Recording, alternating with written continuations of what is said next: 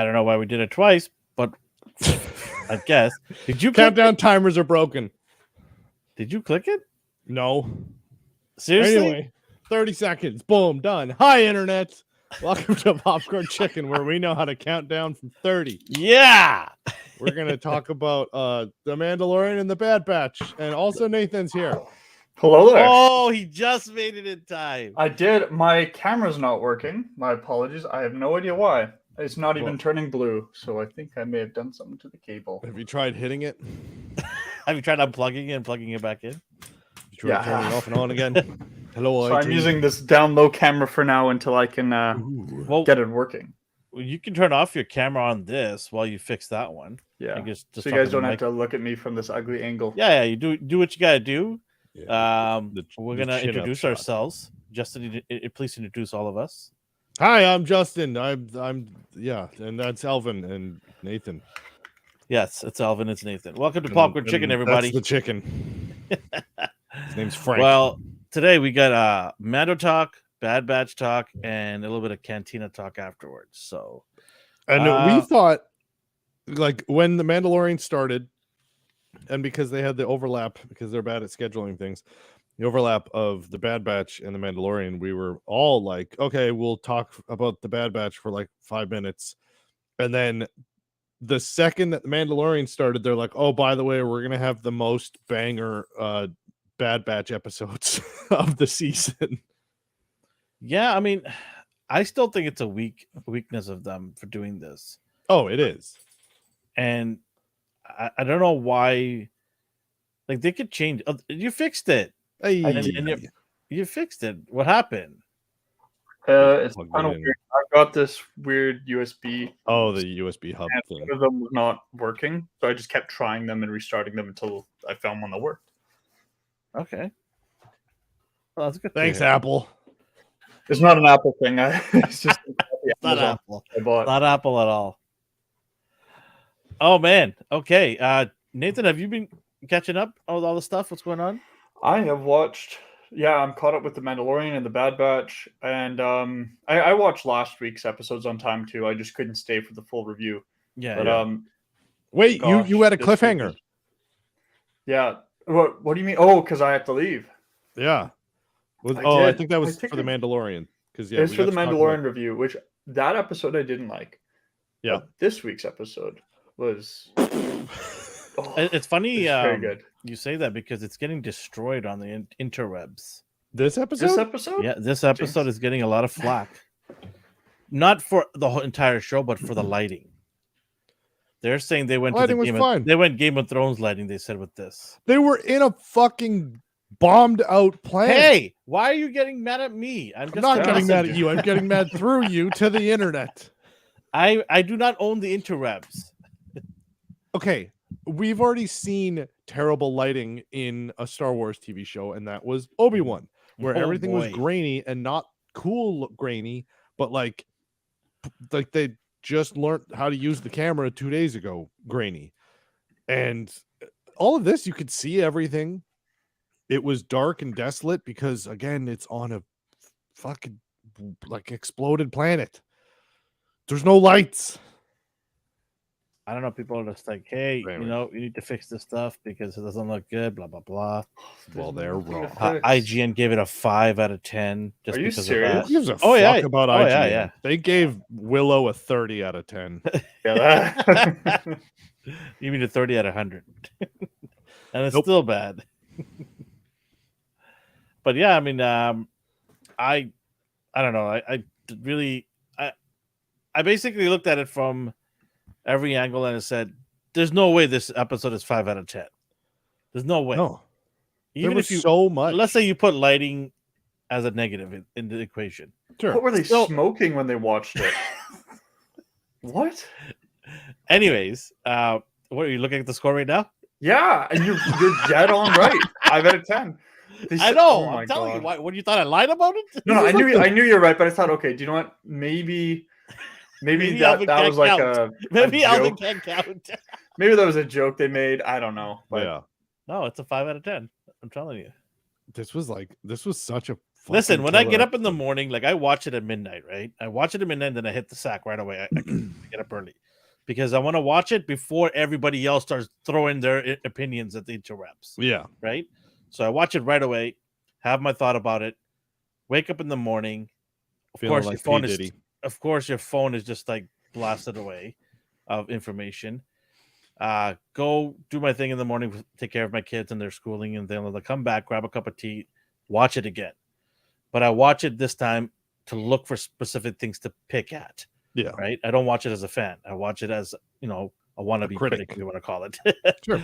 A critic in the works. Okay. Let's put it that way. And that's when I also look at conversations that people are having on all the social media platforms. And yeah, when I came across the score, I was like, that's not a 5 out of 10. I don't know what are you talking about, but they're entitled to their opinions, and I read their opinions, and their biggest gripe, like I said, was the lighting. That's their biggest gripe, and I still don't understand how do you give it a 5 out of 10? Just the lighting was bad, so their opinions are dumb. Well, also too, they compared their opinions. I'm not going to say they're dumb or great. I will. Yeah, there we go. They're also relating. The boys are back. Yes, they're also relating it to one of the most successful TV shows. They're like, oh, they went all fucking what's it? Not House of Dragon, Game of Thrones. Oh, they went all Game of Thrones. What? So they made a successful franchise with amazing characters and development and suspense. Yeah, one of the. I gotta have my props. Yeah, one of the best book to TV or book to screen adaptations that anyone really gave a shit about. So anyway, but the Bad Batch. Yeah, let's get into the Bad Batch. The last episode, they introduced the antagonist. Fucking finally at the latter half or latter third of the season. And then this one, not directly followed it, but it was still following that same story, which was awesome because this season has had a problem with starting something cool and then just fucking off to something else that doesn't matter at all for 3 episodes. Yeah. And then coming back and referencing something and being like, okay, now we're getting back on track. So it was cool to see some cohesion. And did either of you get huge John Carpenter The Thing vibes from this episode? John Carpenter? Are you talking about The Mandalorian? No, Bad Batch. Bad Batch. We're talking about Bad Batch. Right now. Yeah, the Thing. No, they go to a snowy, desolate outpost. Oh, I didn't really get those vibes, but that's the music. I got a lot of John Carpenter. Okay, fair enough. Vibes too. I can't remember the guy's name off the top of my head, but the one thing, even the shitty episodes, the music was still really good. And it's been very different per episode too, which is cool. There haven't been a lot of reoccurring themes. I mean, of course, you've got your quintessential Star Wars. Here's the Imperials. Here's the blah blah blah. Here's this guy's theme. Whatever. But from episode to episode, each episode kind of has its own feel or theme, musically, which I've appreciated a lot. And the music in this one was fucking rad. Yeah, for me, the story, it's a very interesting story. This is the one story that I've been waiting for a while. I've been waiting for what's happening with Crosshair because we haven't seen or heard from him in a few episodes. Mm-hmm. And one of the things that will make me the happiest person in the world is to see him reunite with his buddies. Yeah. Right? Maybe or maybe not. We don't know. This was Crosshair's episode. Yeah. This is all about Crosshair. Nobody else. Get out of the way. And that's great. That's exactly what I want here. I want you to develop characters in this show. Mm-hmm. And I'm okay with the show just being about Crosshair today. This was not a filler episode, in my opinion. No. Some people might think that because the main crew is not there.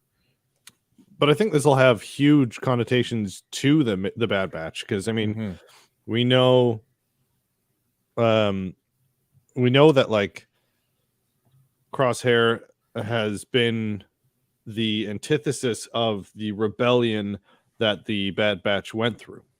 So he was like, "Oh, you guys are betraying the Empire or the Republic now," and they're like, "No, no, dog, they're betraying us. Like they don't give a shit about us." And he's like, "Good soldiers follow orders."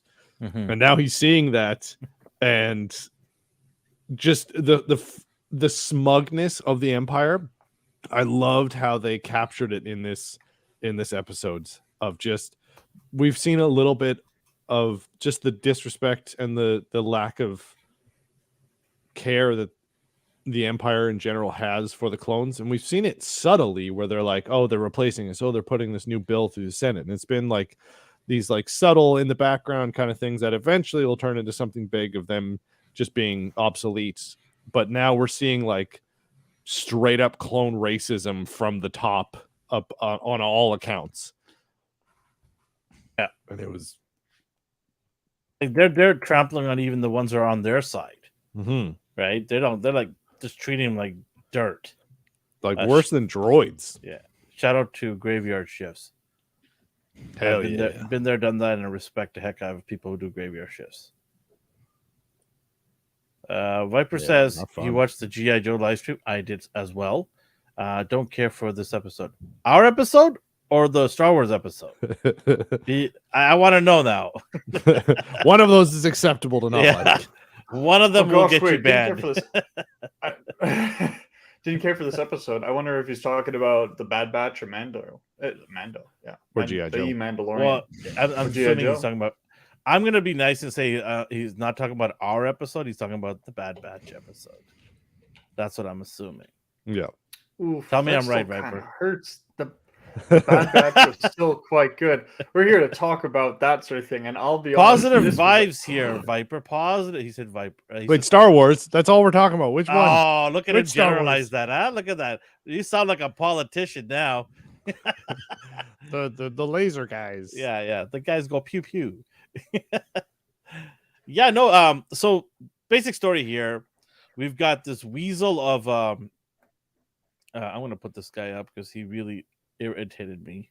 Yeah, he was great. Oh yeah, in a good way. Not like the point where I like weasel him. of like, lieutenant here. Oh, I love that conversation of just like, I am the lieutenant here, and he's like, that's commander to you. He's just like, and even though he outranks him, he's still just like, yeah, well, I'm actually Imperial. You're just a clone. Yeah, their ranks don't matter. That confused me a bit. Yeah. No. I as a father who has a son that's going into, recruiting camps and stuff like that, and they're taught these ranks. I'm like, wait, he's higher. He is, yeah. I'm like, oh wait, they don't care about these guys anymore. Their ranks don't mean shit anymore. Yeah. Right. He's like, oh, you're a commander in the clone army, isn't that cute? Yeah. Like hello, the top ranking. Hello, Papa Gord, the Canadian Santa Claus. The top ranking official in the Boy Scouts. Yeah, absolutely. One thing, I don't know if you caught. Oh, sorry. I'll quickly interject. I don't know if you guys caught on with this, but this episode is, I think it's safe to assume that this is relatively close to the events of the Bad Batch, of where we are right now. Yeah, and they said that this armor, this gear, had been sitting on that planet for over a year. But in the Senate, only just recently has the order to create that new army started. We're only now kind of seeing that come into effect, unless I'm mistaken somehow. Yeah. So I think they're showing us the now. same thing. Yeah. As they're like, well, they already had the clones made. We now, like, they're already built. The army is created. And then they're like, oh, now we have this enemy. Now we need an army. Don't worry. I'll build a clone army. Done. Okay, there. I've got them. Whoa, that was fast. And then for this, like, oh, we need conscriptions. We'll start the stormtroopers. Oh, we need armor. So everyone, we're upping your taxes so we can go buy them. Oh, we have them. Whoa, that was quick. Amazon's fucking fast. 2-day delivery. So he's basically, Lieutenant Weasel here tells Crosshairs, suit up and get in the ship. We're going to go to an outpost and So they go to this wintry out, like Siberia or something like that, planet Siberia. They go to the outpost, and they go and talk to a new character that they introduced. New for me. I've never heard of this character. Mayday. Was he in Clone Wars at all? No, he's new.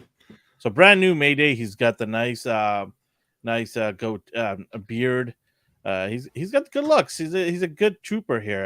He could be on GQ magazine, Star Wars GQ. Love that. Good looks. He's clone a bunch of guys that look identical, except for a couple of features. Hey, that hair sets him apart. Okay, that beard. It does. That's true. I'll give that to him. The beard is makeup for men. The beard with the whole, I don't want to call it decoration, with the I don't Empire magazine of his armor. The sexiest man. Okay. Oh, the wraps, like the winter wraps. Yeah, the winter armor wraps. I thought that looked very cool. Yeah, yes. He was just rugged. Plus and the beard. Well, Lieutenant Weasel's not too bad too. He's got this furry thing going on the side of his around his neck. They've seen a bunch of girls. It's like around campus, that sort of thing. It's a Canada Goose meets Stormtrooper. Yeah, that's what it is. That's what it is. But yeah, no, they meet Mayday, who basically says, "What you see is what you get here." There's like 3 of us basically guarding this whole outpost. Where's the rest of you? Lieutenant Weasel starts flexing. He's like, "Where's the rest?" As you can see, there's only 3 of us. Again, we're all dying. Thanks for noticing. Yeah. And so Lieutenant Weasel doesn't care. He just doesn't care at all. He just wants this whole place guarded.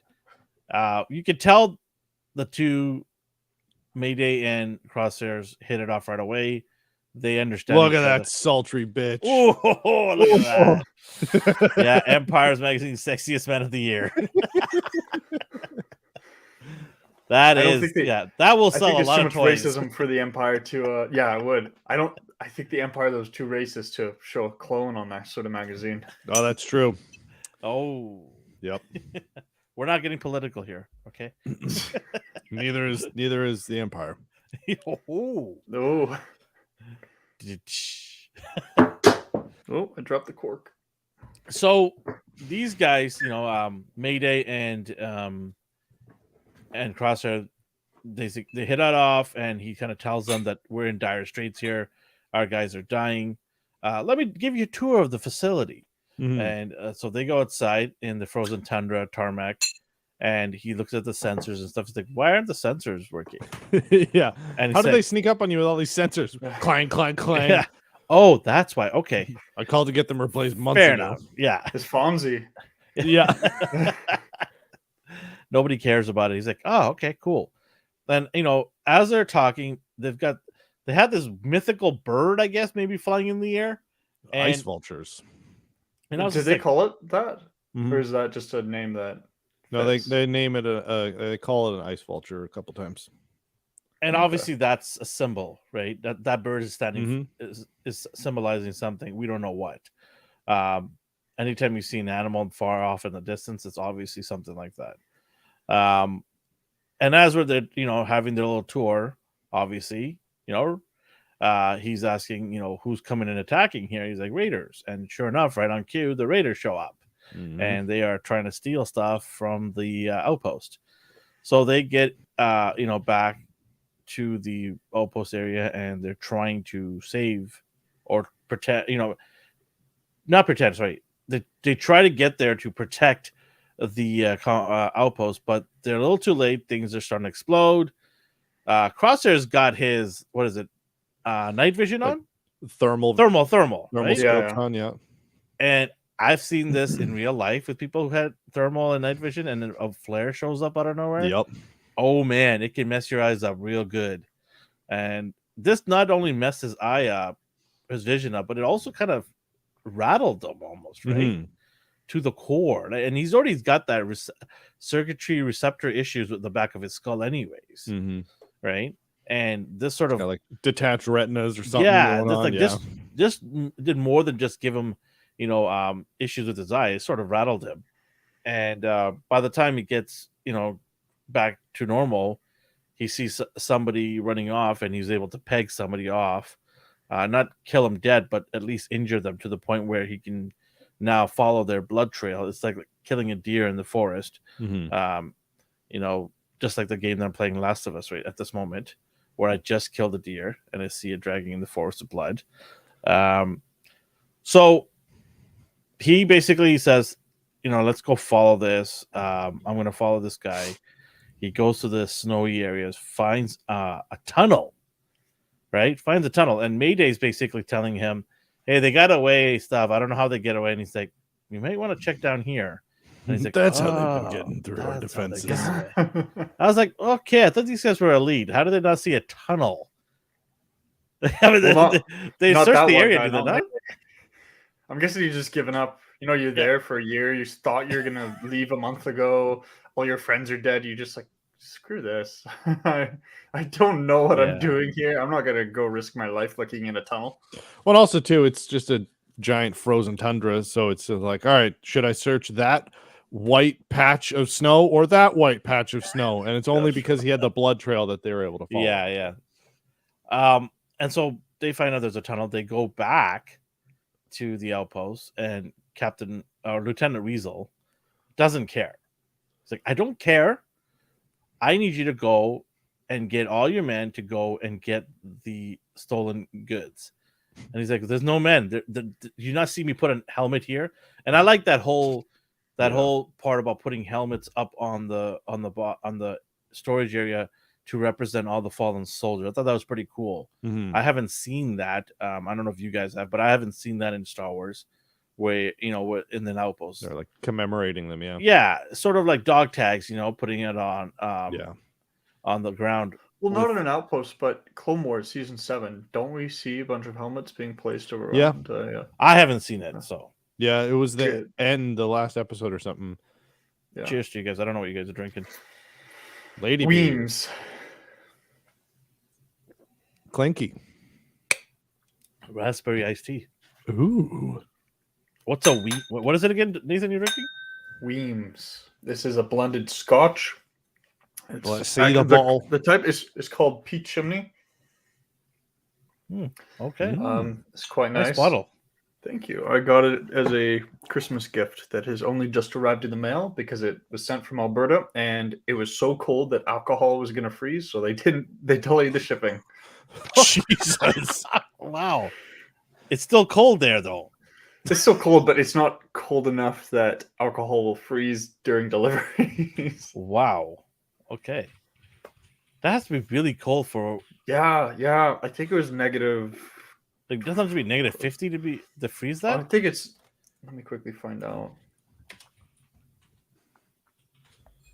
Negative 114. We're talking about an episode that has a lot of cold in it, so we might as well... No, Celsius. No, Celsius is 32 degrees. What? Yeah, 32 Fahrenheit, you mean? Yeah, you're thinking Fahrenheit. Is 174 is Fahrenheit. Yeah, 174 Fahrenheit, 114 Celsius. 30. Oh, wait.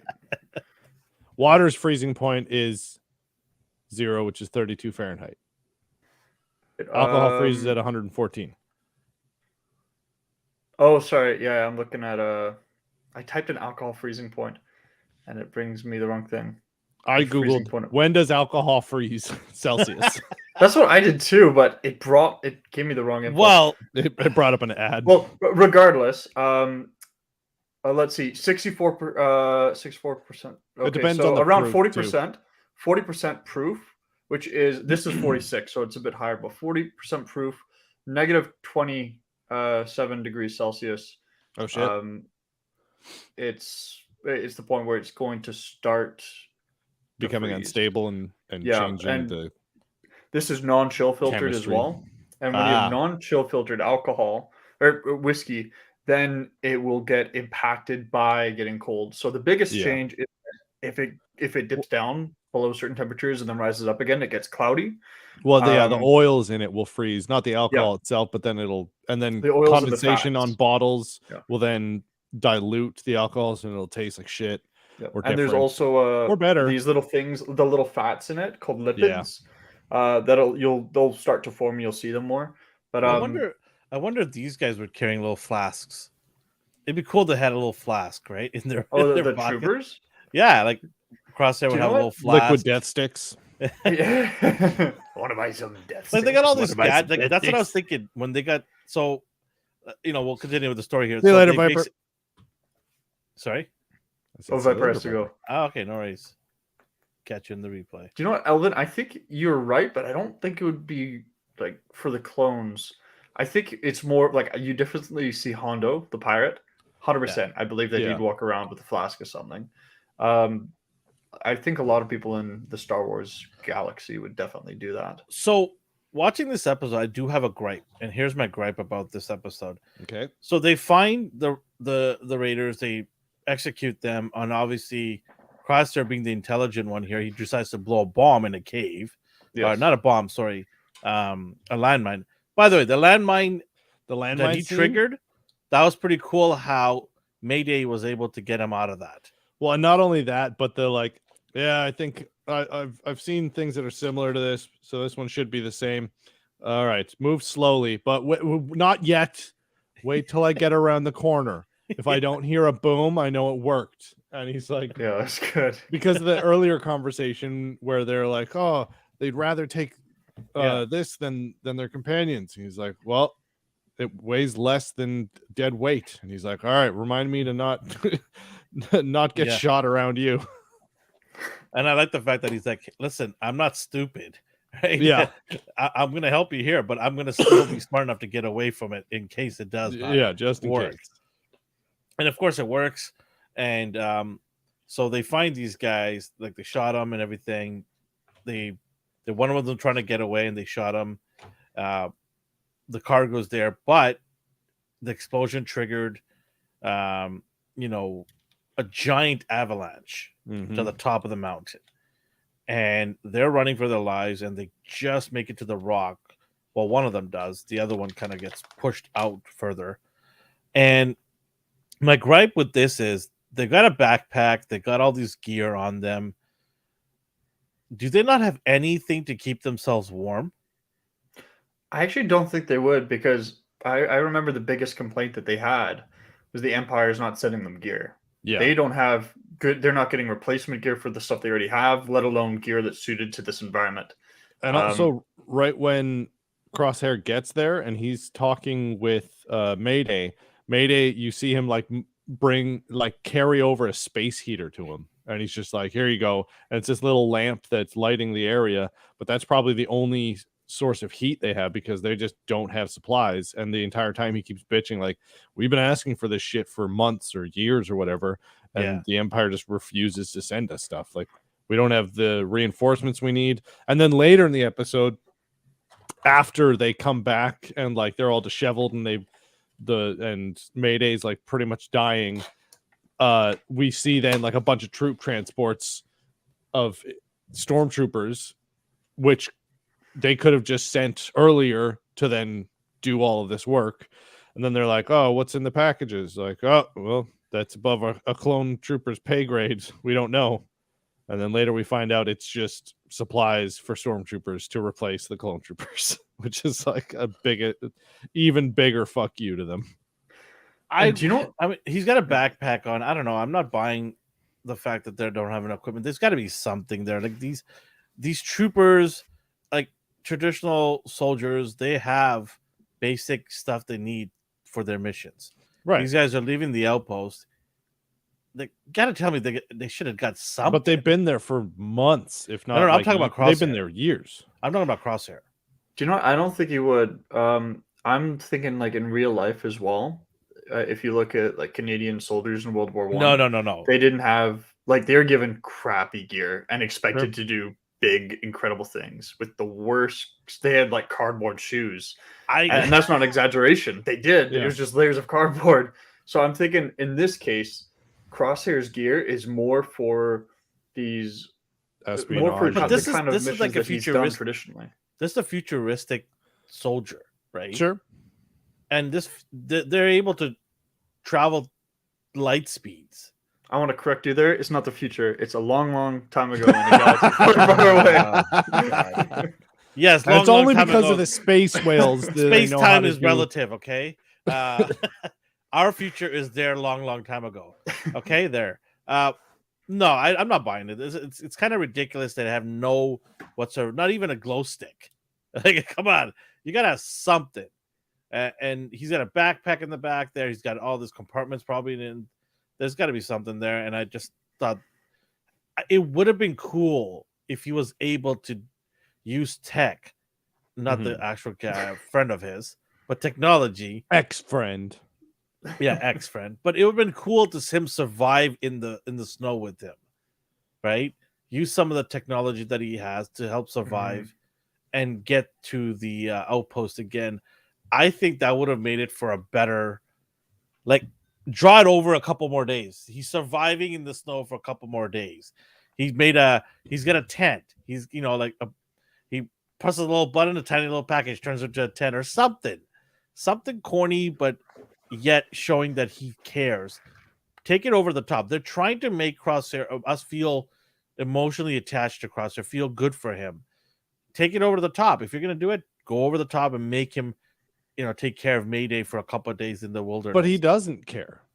Like that's the well, main he does thing. care because he's bringing Mayday back. Well, to the he grows outpost. to care him. I think he grows to care. But yeah, that's what I'm saying. That's what I'm saying. Like, yeah, add an extra day or two onto this journey back, right?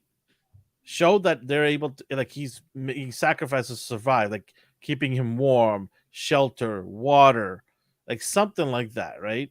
I would have loved to see it'll drag on just a little bit longer. That's just because I like to see the show drag on a little bit longer. I think the show is too short. 30 minutes is too short. 45 minutes would have been perfect. That's just my opinion on it. I don't know. Like, what do you guys think? Did you guys think it was enough time for the show to pull this all off? Yeah, it didn't feel short to me. I actually don't even know how long the episode was. 30. It felt. It didn't feel like a half-hour episode. I'll agree, but I'll change it a little bit. I think the episode length isn't too much of an issue.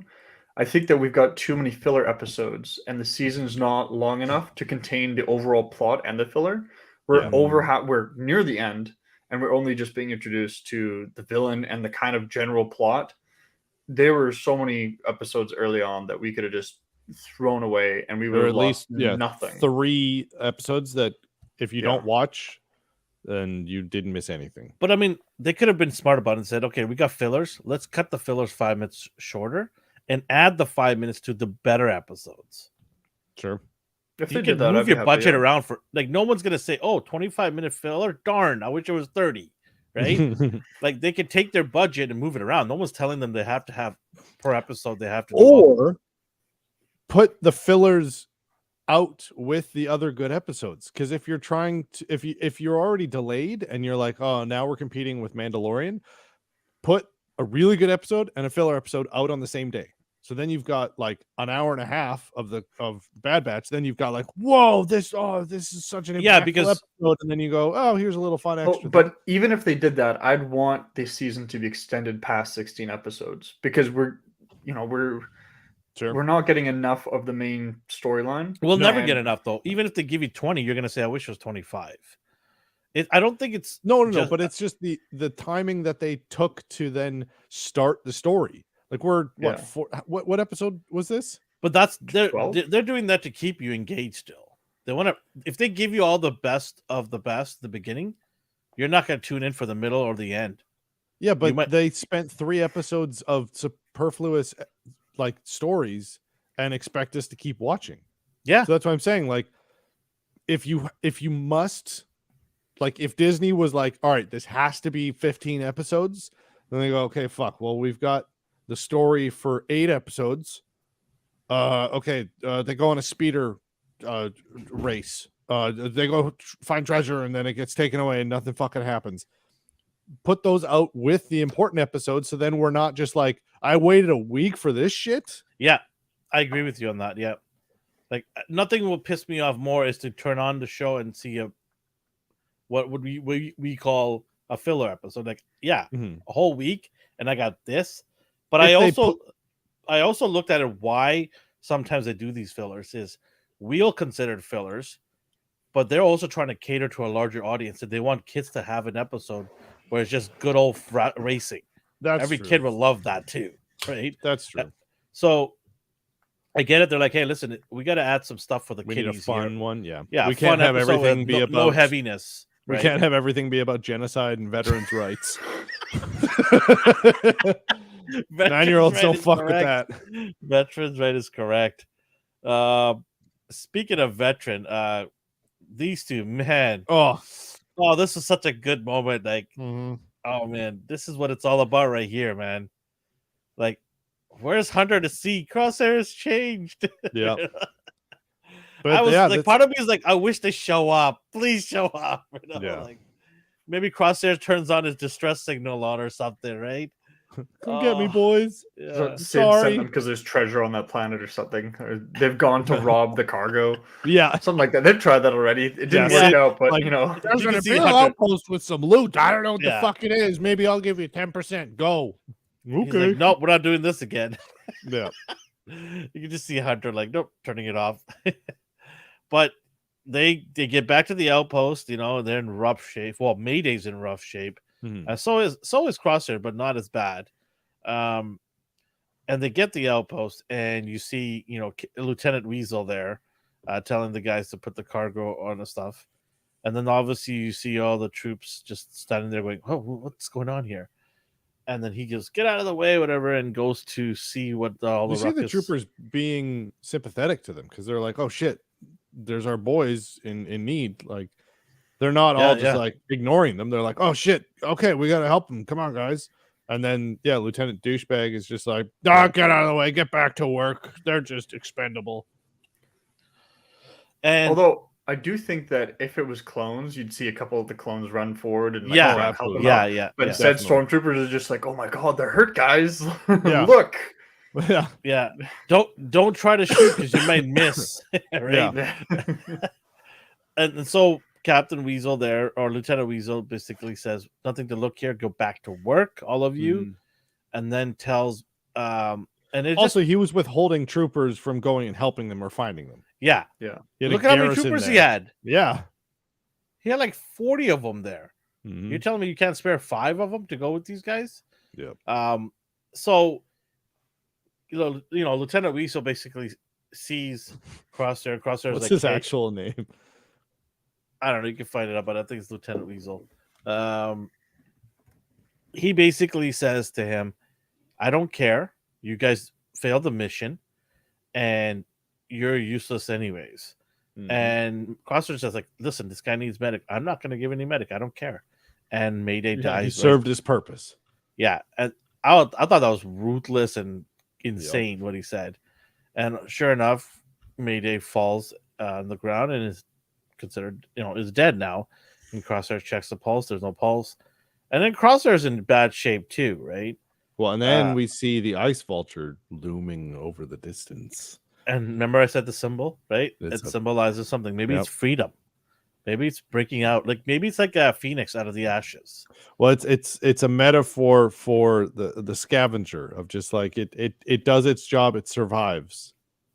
And it was off in the distance. It wasn't a threat, but again, it's just trying to survive, and it perseveres. And that's the big thing with vulture symbolism is perseverance and whatnot. And that's kind of what's imbued. Look at you go deep on that one, huh?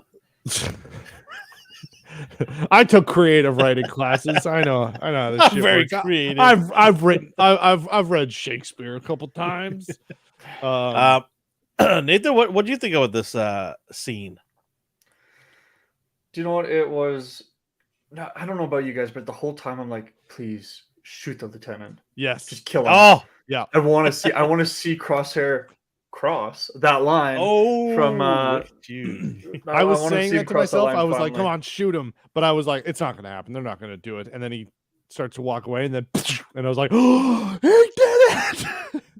Well, it's funny. He's like walking away. He's like, Lieutenant, and I'm like, no.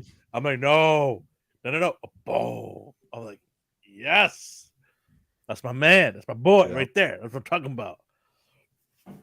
It did it. And of course, they all come running back to see what's going on, the commotion. And then I thought they're gonna I'm like, please don't end the episode like this. I thought it did. It was because I want to like see him. Credit scene. Because if he had closed his eyes and fell on the ground in the end of the episode, I would assume he's dead. Mm-hmm. Right? I'm like, please don't do that. And they didn't. They didn't. He wakes up, and some crazy lady with the glasses. Well, I don't say crazy. They're crazy in the laboratory, so I'm going to say fine. Well, and it was the cloner from the cloning facility that the new villain is on, and that they have all of the Kaminoans on. Yeah. And basically injects him with something, so the doctor will come see in a bit. And I'm like, okay. And she said, if you behave, you might survive this. Ooh. Okay, so who's the doctor then? So that's the doctor we saw the last time, who was working on the cloning facility that Lama Su is at. That they are now saying, oh, okay, because the prime minister got brought there, and they're like, oh, she's not working with us, she's not cooperating. And they're like, all right, well, there's a little girl that if you bring her here to kind of threaten her, then she'll probably cooperate. So now Crosshair's there getting experimented on, and they're going to kidnap Omega and bring her there, and then the Bad Batch, and then everyone's going to reunite because Sid's totally going to fucking sell out the Bad Batch, and that's how they're going to capture them. And then everyone's going to have this huge uprising, and they're all going to die because somehow Palpatine returned. I can't wait for Crosshair to help them get out. Yeah. I think they have to rescue Crosshair. I think it's the other way around. No. I think she's going to get captured.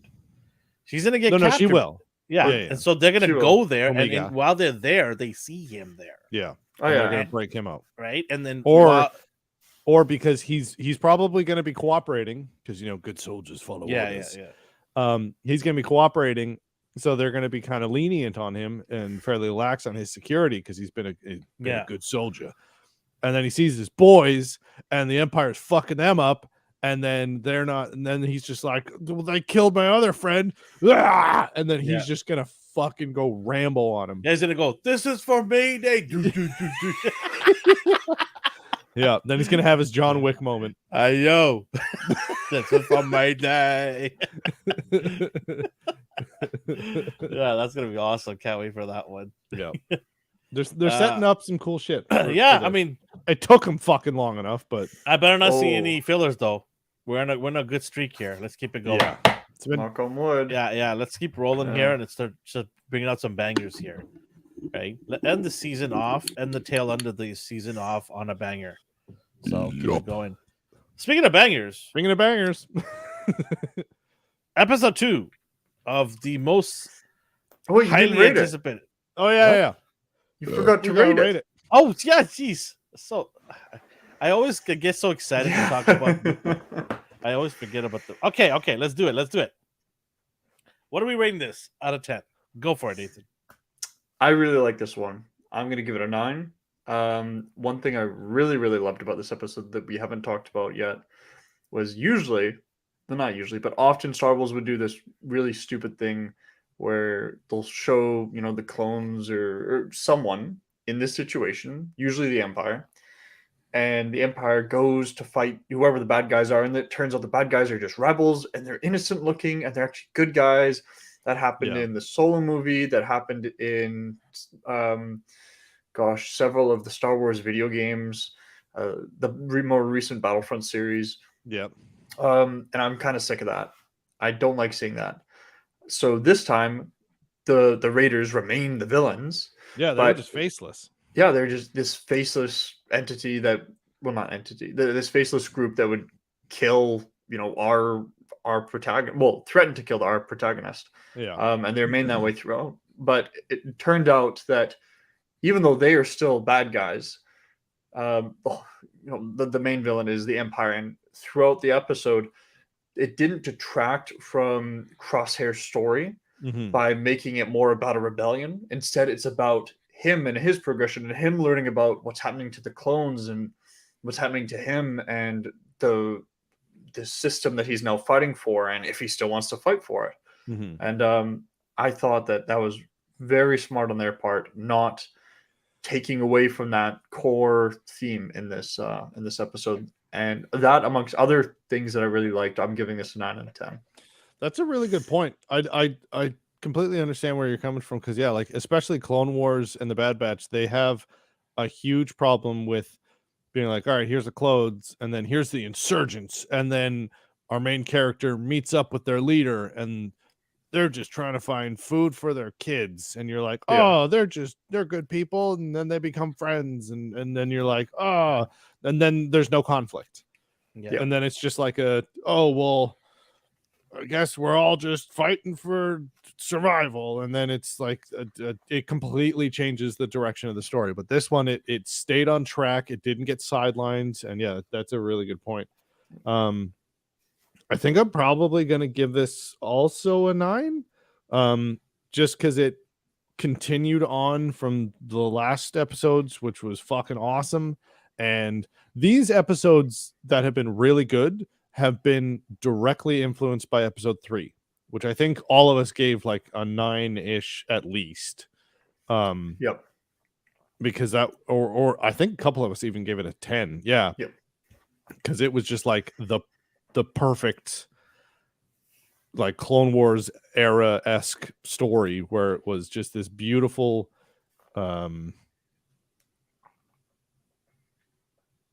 beautiful depiction of how the Empire has changed such a large proponent of the story and how they affected it and where it went after the movies, and the effect on the galaxy and a giant group that we already had kind of a storyline for and an idea of what the clones were in our head, but then after, and everyone had like headcanon shit in their head and whatever, but then like after the movies you're like, well, what actually happened to the clones? And seeing this like disgusting situation that they all got to put in, and there's so many little like pepperings of comments that you hear from clones of just like,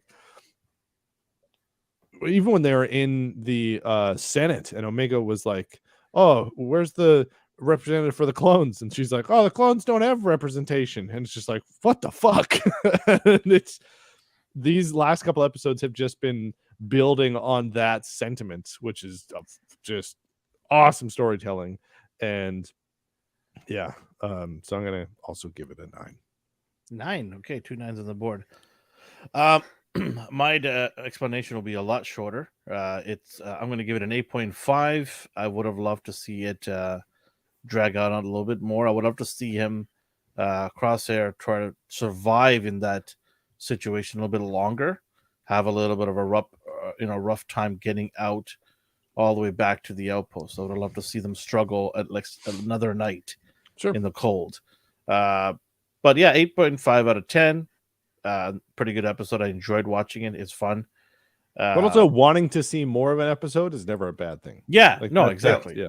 You're on the right track here if the audience wants to see more of it. Yeah. So yeah, it was a good episode. Please keep it going like this. Yeah. I need keep the momentum. Because biggest issue that I had with last season was the wheels fell off for me. Like I just couldn't watch it anymore. I was like, this is not doing it for me. Not week to week. Like bingeable, sure.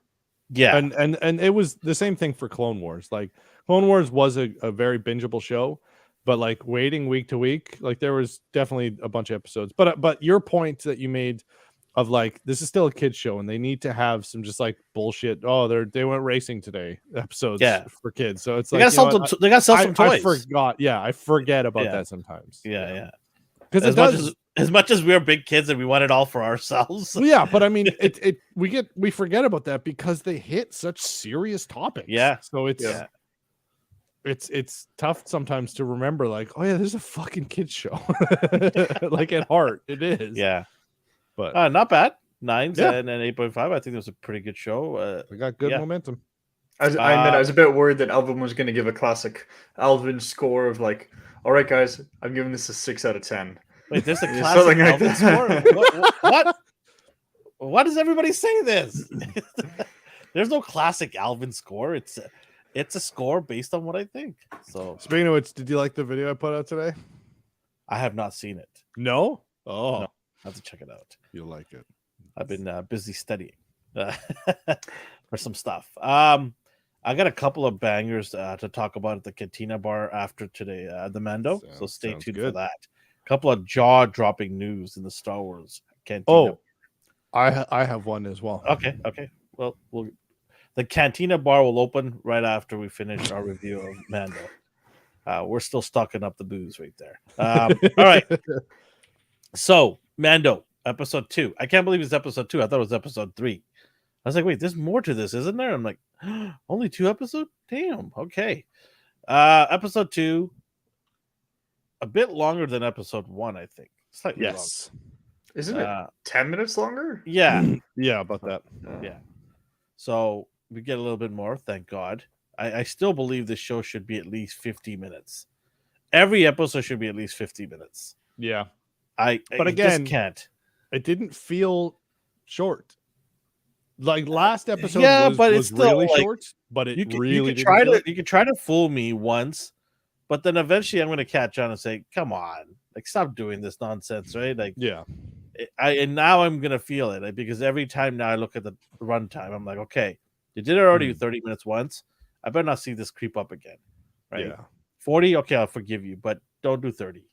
Seriously, don't do 30 for a show that is so hyped and so people wait for a week for it. Yeah.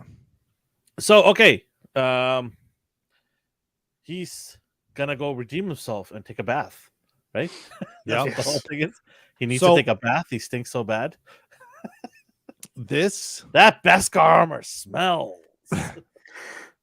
So the last couple seasons have been very video game, like RPG quest-ish, where it's like, okay, now you need to go get a new armor. Then you gotta go talk to the old guy and get on the quest and get some you gotta get some beaver pelts. You gotta there's no Zelda?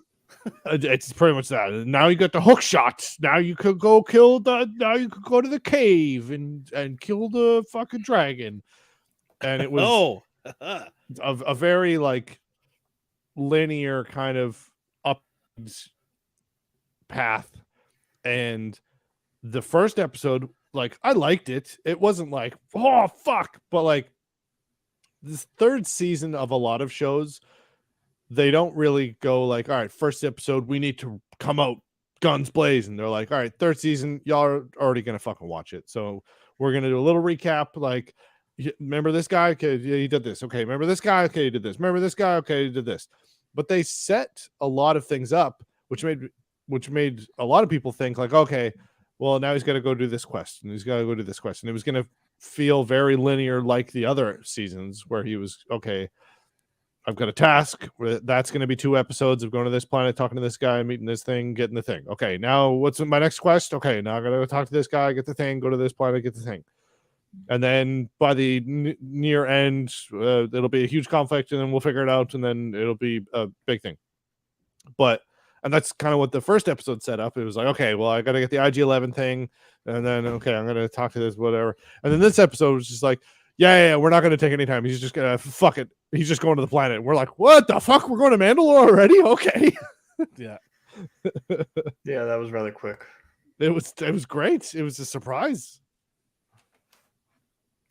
Well, I'll be honest, I was a bit upset that they immediately went to Mandalore. I thought that was going to be closer to the end of the season. Like, really? No, I wanted it right away. I didn't, because in my mind I was thinking like, what is he going to do next? They didn't set it up in the previous season. I don't know. And they might have set it up in the little hyperspace thing. Like that little hint. That's true, but just from watching it, I thought, oh, great, he's going there. Sure, I found the whole episode interesting and good. I liked it. But that was my initial reaction to him arriving so soon. But by the end of the episode, when he was bathing, that sounded weird. Finally, I got to see him bathe. But by the very end, when he's bathing and when Bo-Katan is kind of listening, and you can see like this kind of emotion kind of coming out of her as he's saying the creed, and I was like, oh, this is like a big moment, and all of a sudden, boom, just down. And I didn't expect that at all. That was the second time in the episode that they got me. But there was a bunch, yeah. there's a lot of spots where I didn't know what was going to happen next. Yeah, but especially in that moment, we went down and we see. Well, I don't know if we're going to say it now or later. So he sees the creature, The thing, which I'm sure we'll get to soon. We should talk about that at the end, I think. Oh no, that's why I'm calling it the thing. But Yeah, I'm just saying that moment is what made me think. Do you know what? This episode is not a let's just get it over and done with the heading to Mandalore. This is a part of the plot that's going to be extraordinarily important for the rest of the season.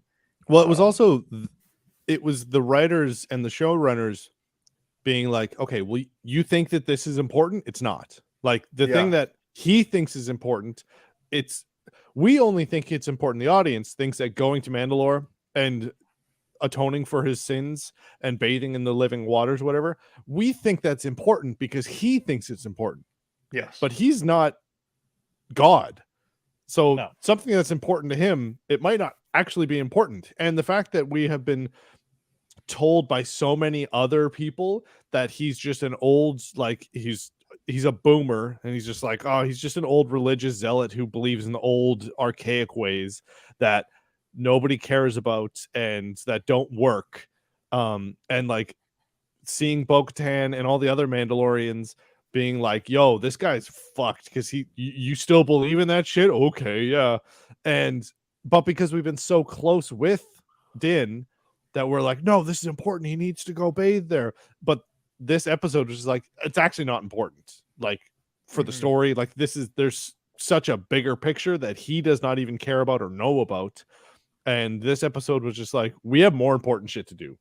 Yeah. So like the fact that he's been like, oh, I have to do this or I can't get on. And then the rest of the world is just like, fuck that. That's not important at all.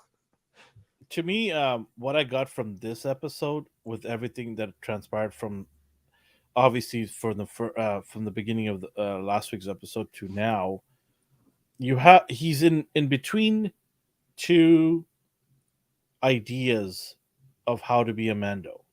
He's got his clan and the armor and their beliefs and their way, and then he's been introduced to Bo-Katan and how she says her royal family, because she comes from a family of royalty, and they were the royal family of Mandalore, and so she comes from a different belief and system, and she says what your beliefs are very archaic.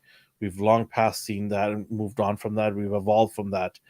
And so this whole story, this episode story, was to show both sides that they're wrong in certain things.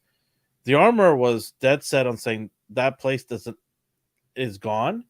That bay the water you're talking about doesn't exist. You can't even go down there because you can't even breathe the air. She's just saying it's a pointless task. And then on Bo-Katan's side is, why are you looking for this water? Like, this is some folklore that we used to talk about when we were kids. This story, there's no importance to this. This is all made up. None of this exists. The creature that we were told as tales, that was a long time ago. They don't really exist anymore, right? But at the end, we find out like there was an importance to the whole of it. Is he's by accident disproving both sides' stories, okay? By complete accident. Justin, your mic's on mute. So the story is pretty. The story is pretty cool. Yeah. Little delayed, but he got there in the end. Yeah, he got there. So I'm going to quickly speed run the beginning parts of stuff here. He goes back to Tatooine. Like, good God, can we just get...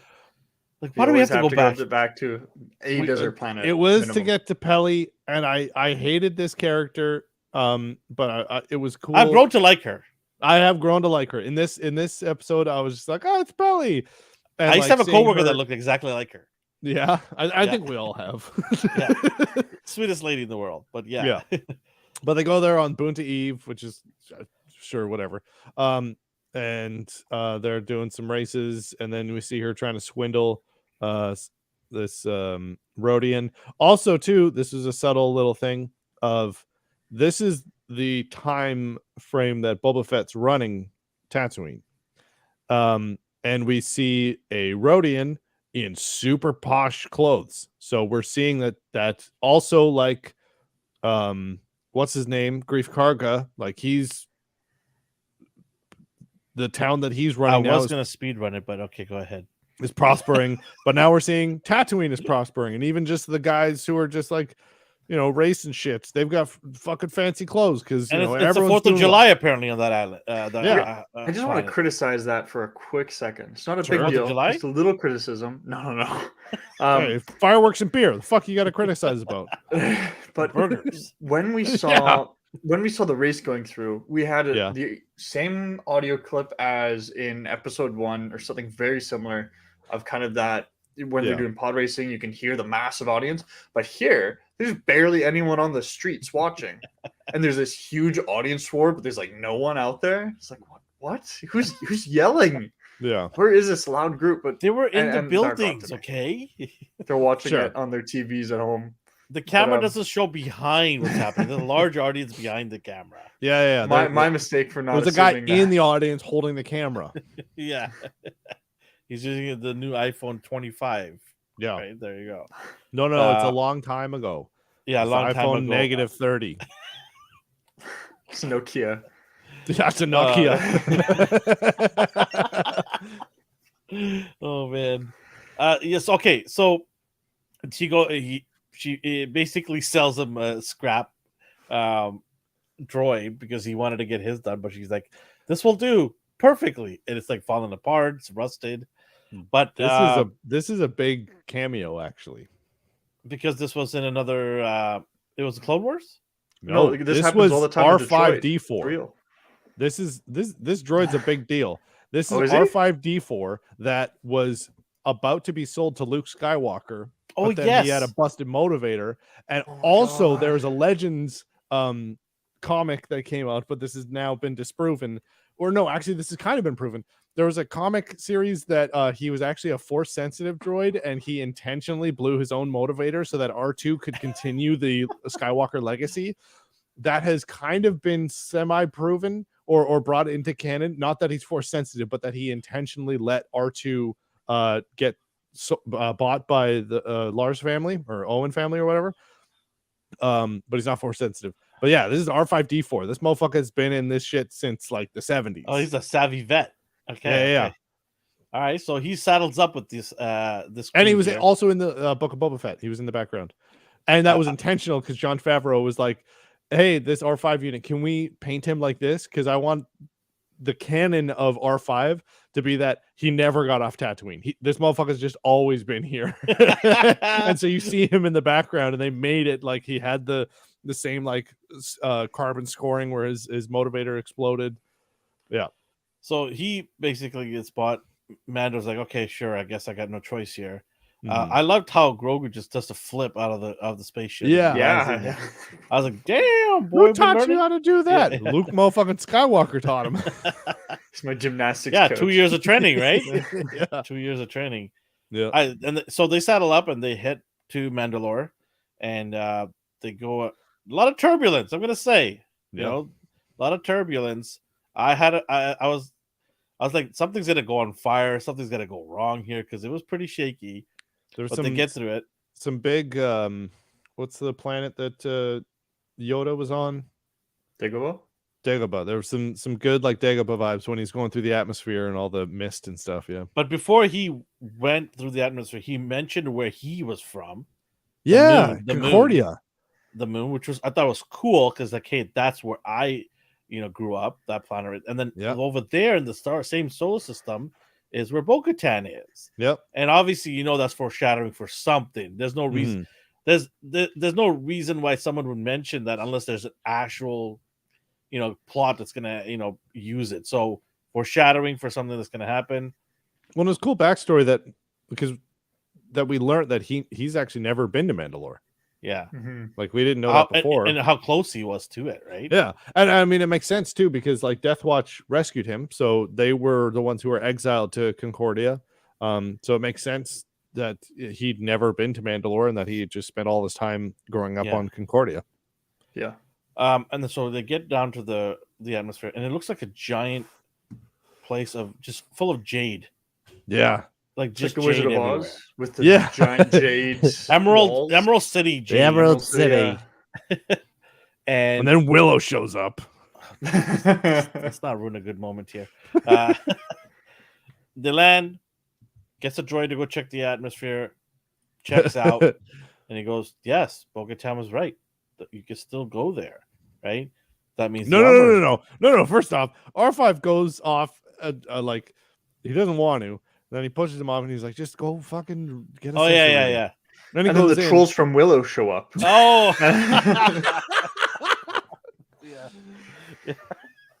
And then he gets in a fight. Let go of Willow, huh? I can't. You guys hated it more than me. You still talk about it. Yeah, well, That's the funny part. I spent this much fucking time on it. I'm getting my money's worth. The both of you are on record for hating it more than me, and you're both still. This is a public service. Okay, I'm making fun of it every time I get a chance, so that somebody else doesn't have to go through what I went through and watch it. I think everyone should watch Willow just to see how bad. No, just watch. Just watch. Disclaimer somewhere here now. Yeah, no. Just watch just our to show see how bad a show can be.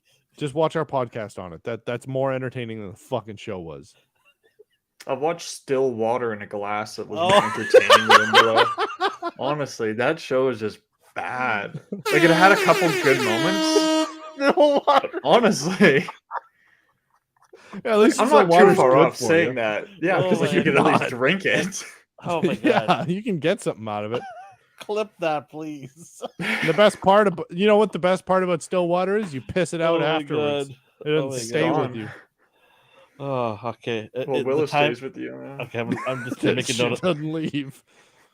Yes. Okay, so he basically is getting his handed to him by the trolls there, and he busts out the blade, man. Yep. He busts out the blade. He does. But you notice the way he uses it. He's still poorly. Like earlier, where he's told, like it feels all really good, heavy. Darth, all good, Darth. Oh. Yeah, we'll keep you company. Don't worry, we got the Cantina bars that open up very soon. Have a drink on us. But yeah, no, like it's he busts the blade out. He can't wield this thing worth a lick. Well, that's because of what we saw in the Book of Boba. And the first time we see him in the Book of Boba, where he tries to wield it, and he's told by the armorer that it's heavy because he doesn't think he's worthy, or because he's not worthy. I can't remember. He has a lot of emotional weight. Well, and this kind of goes back to Rebels when what's her name was being trained with it by what's his name? I can't what the Caden? No. Caden. Is it Caden? Yeah, Caden Jarrus. He was training the Mandalorian girl. What's her name? Oh, I can't remember her. The green hair girl. Purple hair. Purple. Was it purple? I thought it was green and blue. It was purple green and yellow. Green and black. Purple and yellow. What am I thinking of? And so when he was training her, he was like, she said the similar thing, like, "Oh, it's really heavy," and he's like, "Well, it's because you're holding energy. So energy has a connection with you. If you're distracted and if you've got like shit going on in your brain and you're all kind of split apart and whatever, and you don't know where your direction is or what you're doing or what your purpose is, then it's like the hippiest thing ever. But like if you're putting like bad energy out, then the energy sword is gonna be bad for you." So, and we see later when Bo-Katan wields it, she knows her purpose, she knows what she's doing, and she's just like, yeah. Yeah, no. So he basically he tried his best. I mean, he got a couple of good. That's not a very good way to put it. He tried his best. He did it. Nice, okay. God bless him. He tried, but he got the dagger out and he got a good jab in the thigh of one of the trolls. The fight scene. They were was ugly, pretty badass. Ugly trolls. Well, okay, so there's a couple things about the trolls or whatever. They've been around. It's not much is known about them. But it's speculated that these guys have always been in Mandalore. Yeah. And if you also notice their horns that come out on the side are very similar to the Mythosaur, which is this old beast that used to be on this planet or something, and the Mandalorians had a big connection with it or something. So these might be the natives of Mandalore, of the planet, and they've just been underground this whole time. And there was a mention of a group in Clone Wars when Darth Maul was going through the sewers, and there was a mention of these creatures that would feed on people who got lost in the sewers or something.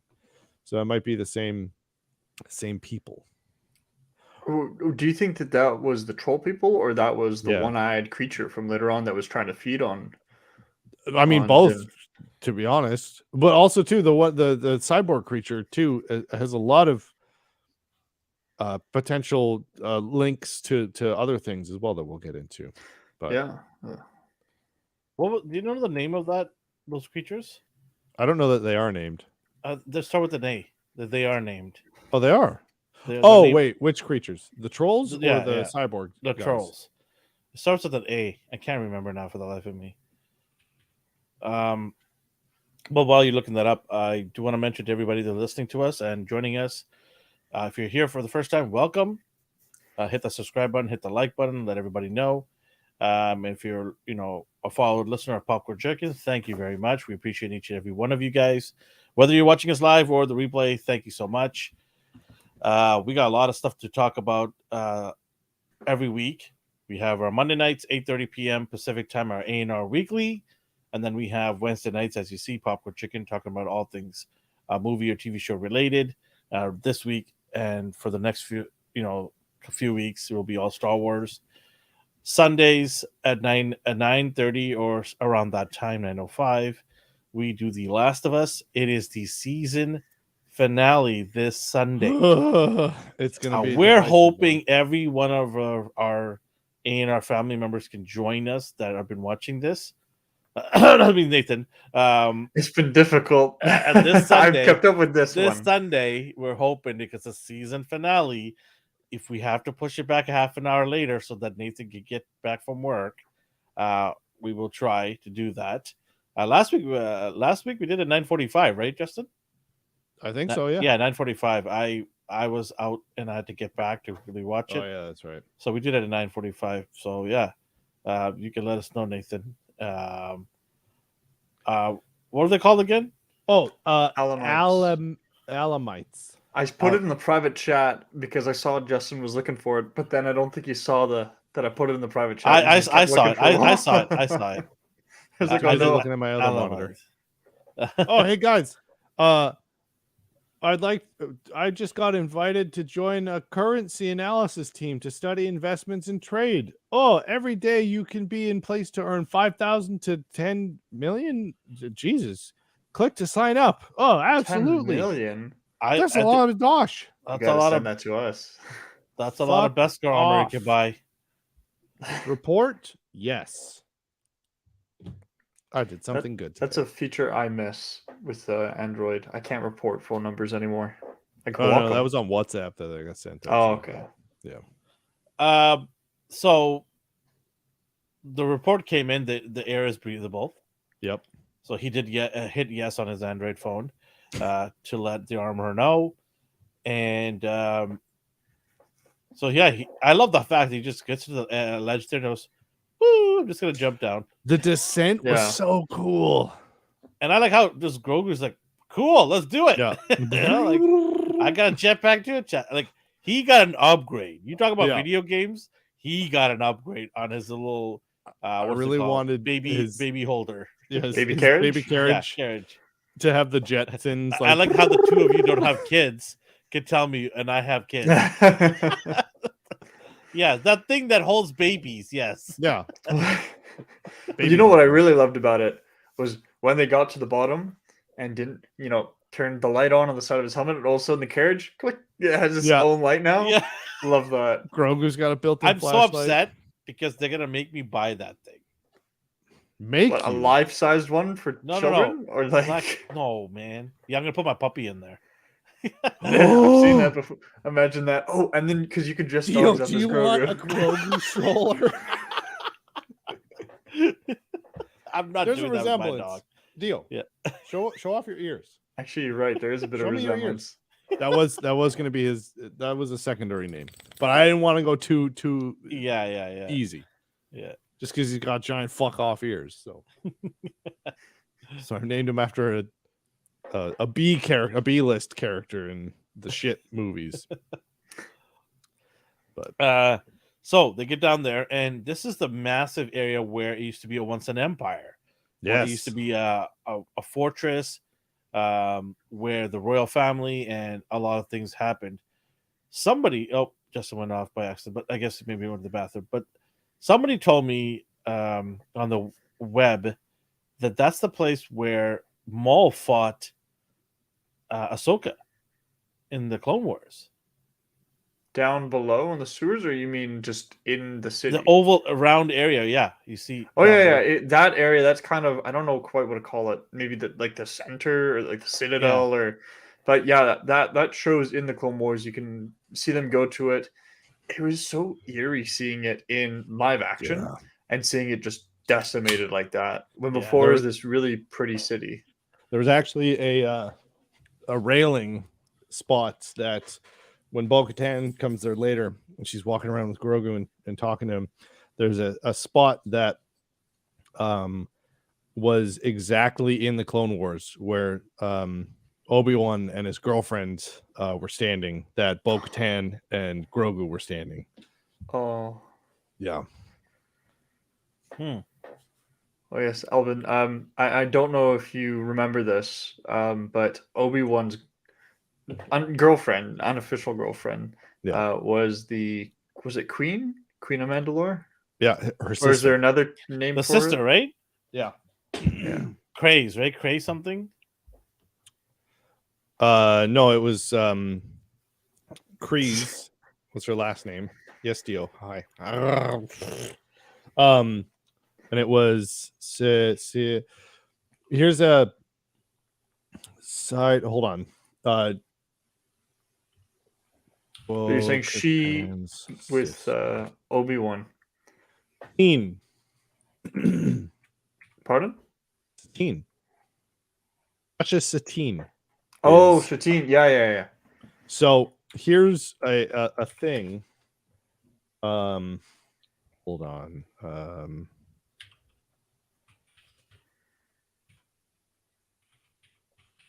So there was another movie that Ewan McGregor was in where he had a love interest. And her name was also Satine. And that was in Moulin Rouge. And that was Kate Winslet, I think. Yes, Dio. I know it's crazy. So a lot of people on the internet are saying, hey, there's a connection between them because Obi-Wan's sordid love interest is also named Satine. And was it Kate Winslet? Hold on. No, Nicole Kidman. Nicole Kidman. Why could we not get that in the Obi-Wan show? Right? Oh, if the Obi-Wan show was just all about how he was trying to get some sly on the side, like flashbacks. Yeah. So everyone's saying that Nicole Kidman should play Duchess Satine if they do any flashbacks, because she's already played a Ewan McGregor love interest named Satine. So, getting back to the story here. This is part of the story. Getting back to the core story. Okay. We see Mando go in there and sees a helmet, and of course, the helmet it's a trap. It's a trap.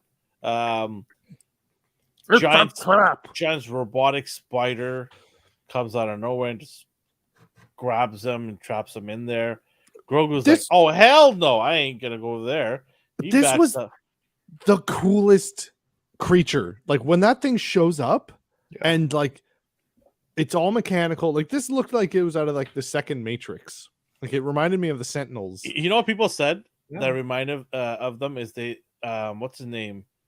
guy wielding multiple blades. Star Wars. General Grievous. That same. Yes. Yep, I thought that too. I thought it might be him. It sounded a lot like him too. Yeah.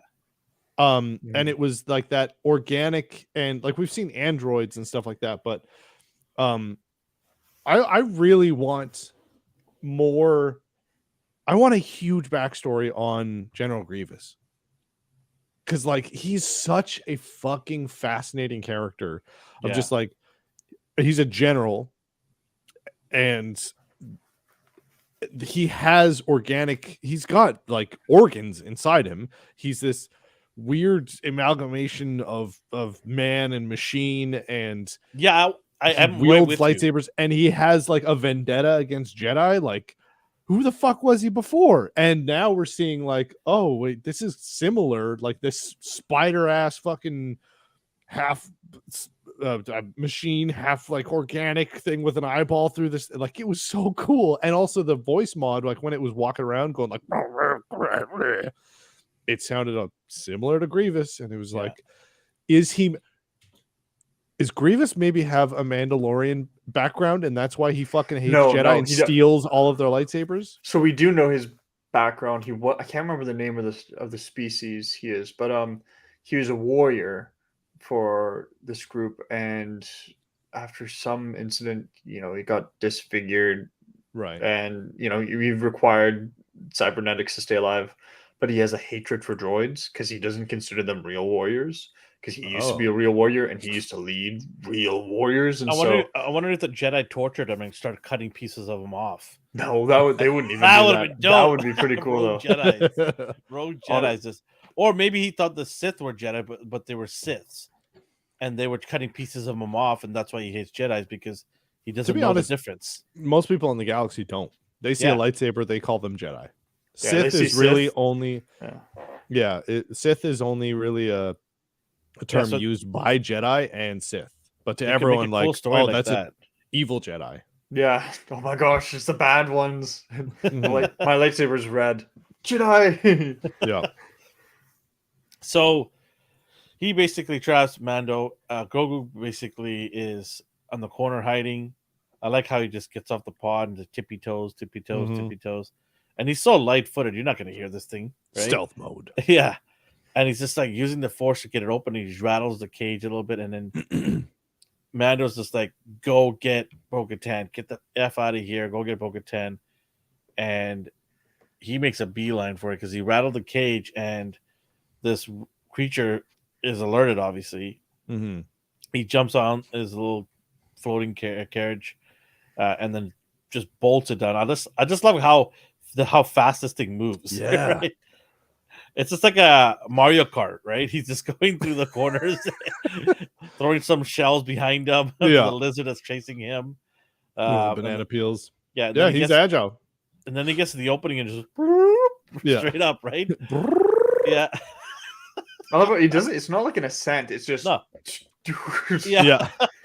elevator action. Yeah, elevator gets on the thing, and he's just pointing at the doubt. That's where from that earlier of him telling where the plants are, is foreshadowing what he had to do, and he's just like to the droid. That one there. By the way, that one. By the way, he spoke for the first time with the girl, the lady at Tatooine. He did. He's like blah blah blah blah, like that, right? Yeah. Right? And that could have been his language. We don't know. That could be in his language, right? Yeah, it could be, but it would be a little weird considering that he's growing up learning Galactic Basic. Yeah. I love how fucking it's not English. No, that's Galactic Basic. Yeah. But also too, I don't know that his species has a language. Is there a French immersion version of that too? Yeah, it's called Huttese immersion. Le Galactic Basic. Yeah, who's the French of the Star Wars galaxy? Kaminoans? No, the Gungans. That's the only acceptable systematic racism. Like, everyone can hate on the Gungans, everyone can hate on the French, and everyone's fine with it. We do not. For anybody watching, we do not hate anybody here. No, we just make fun of the French because everyone does, including the French. I cannot. The French make fun of themselves and other people. Yeah, and for good reason. I love baguettes. I love the That's beret. worse. That's worse than what we said. I love poutine. Escargot. I also love too. cheese and wine. It's and... fromage. Let's get it right here. Fromage. I love that. Anyways, back to this. He gets back to Bo-Katan's planet, and Bo-Katan's already peeved. I was like, not this guy again. I like how she's just sitting there skulking still, just like. By the way, does she not have a hobby or something? Who sits there all day long? Brooding. That's her hobby. Just sitting there brooding. Like sulking forever in life. Like, geez, woman, get a hobby. Yo, she's already got a castle, motherfucker. Like, she's set. She's just like, go I got do some castle. Pilates in the castle. I don't care. This is what rich people do all the time. They just sit and skulk. Brood. Watch some HBO. Last of Us. Sitting in my brooding chair. Anyway, so she goes out. Do you not have a brooding chair? Yeah, I do not. It's right there. That one behind you. That's where I brood. So she goes out there about to give him heck and realize it's not him. Grogu just pops his little head, goes, blah, blah, blah, blah, blah. And she's just like, okay, what do I need to do? I'm sorry. Are you okay? Do you need a snack? Okay, let's hop into my ride. And then we did get off. That was cool to see in live action, too. Yeah, that was very cool. So she gets on her ride and goes with Grogu and the team down there. And wait, have we seen that ship before in live? Did we see that last season? I think we might have. Yeah, maybe if we did. It wasn't as memorable. Oh no, we did. Remember when they first picked up Man or Din? From that weird fishing vessel. Yeah. Yeah. Okay. Yeah, we did. But it's cool to see the it first again. time we've had a good clear view of it, because and before it was all like maybe no. But anyway, it was cool to see it again. And have you guys noticed this with Star Wars ships? Previously, in like the original trilogy and even the prequels, when ships would be moving, it felt the ship might be old, but the sound of the engine was still pretty clean.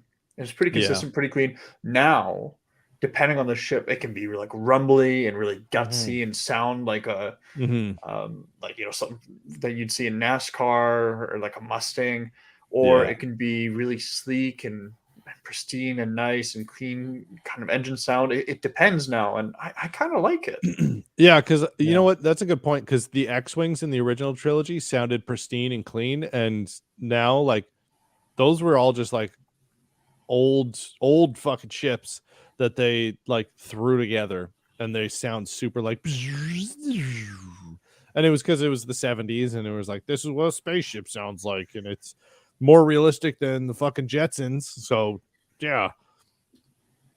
Dooku betrayed and lied to Grievous about the Jedi. Oh yeah. Where was Dooku? I vaguely do remember there being more backstory. Was it a comic series or like a book series that was? I remember seeing a comic image of Grievous, but I don't remember if that's where I'm gonna have to go to Star Wars Explained and see. He's definitely made a video of like, here's the full canon story of Grievous. Oh yeah. Back to the core story again. My job is to keep the car in its lane. Your guys' job is to do U-turns. Wheel. Yeah, just do U-turns. Wait, there's a McDonald's over there. Pothole. Get it? Pothole. Hashtag A&R Dungeon. You're gonna stop saying so many jokes when you watch the video that I put up today. Oh God. But that also has we're gonna get you to do other things besides that going forward. That also has something to do with what my big announcement for the Cantina talks is too. All right. Well, we're almost there to the Cantina. The bar is about to open very soon. Lineup starting. Yeah. One of 3. It's an exclusive club. Yes, very exclusive. Getting back to this again, she gets in there. Of course, the trolls are back again. Like, how many are there? Like, this is just show up all the time, right? an entire. Well, I also love the fact that like because she grew up on this planet, so she's probably not surprised that they're here. And when Din walks through, they come through the ceiling, and he's just like, "Whoa, fuck! Where do these guys come from?" She walks through, and she's like, "That's a hole that trolls come through." Yeah, just immediately blasts it.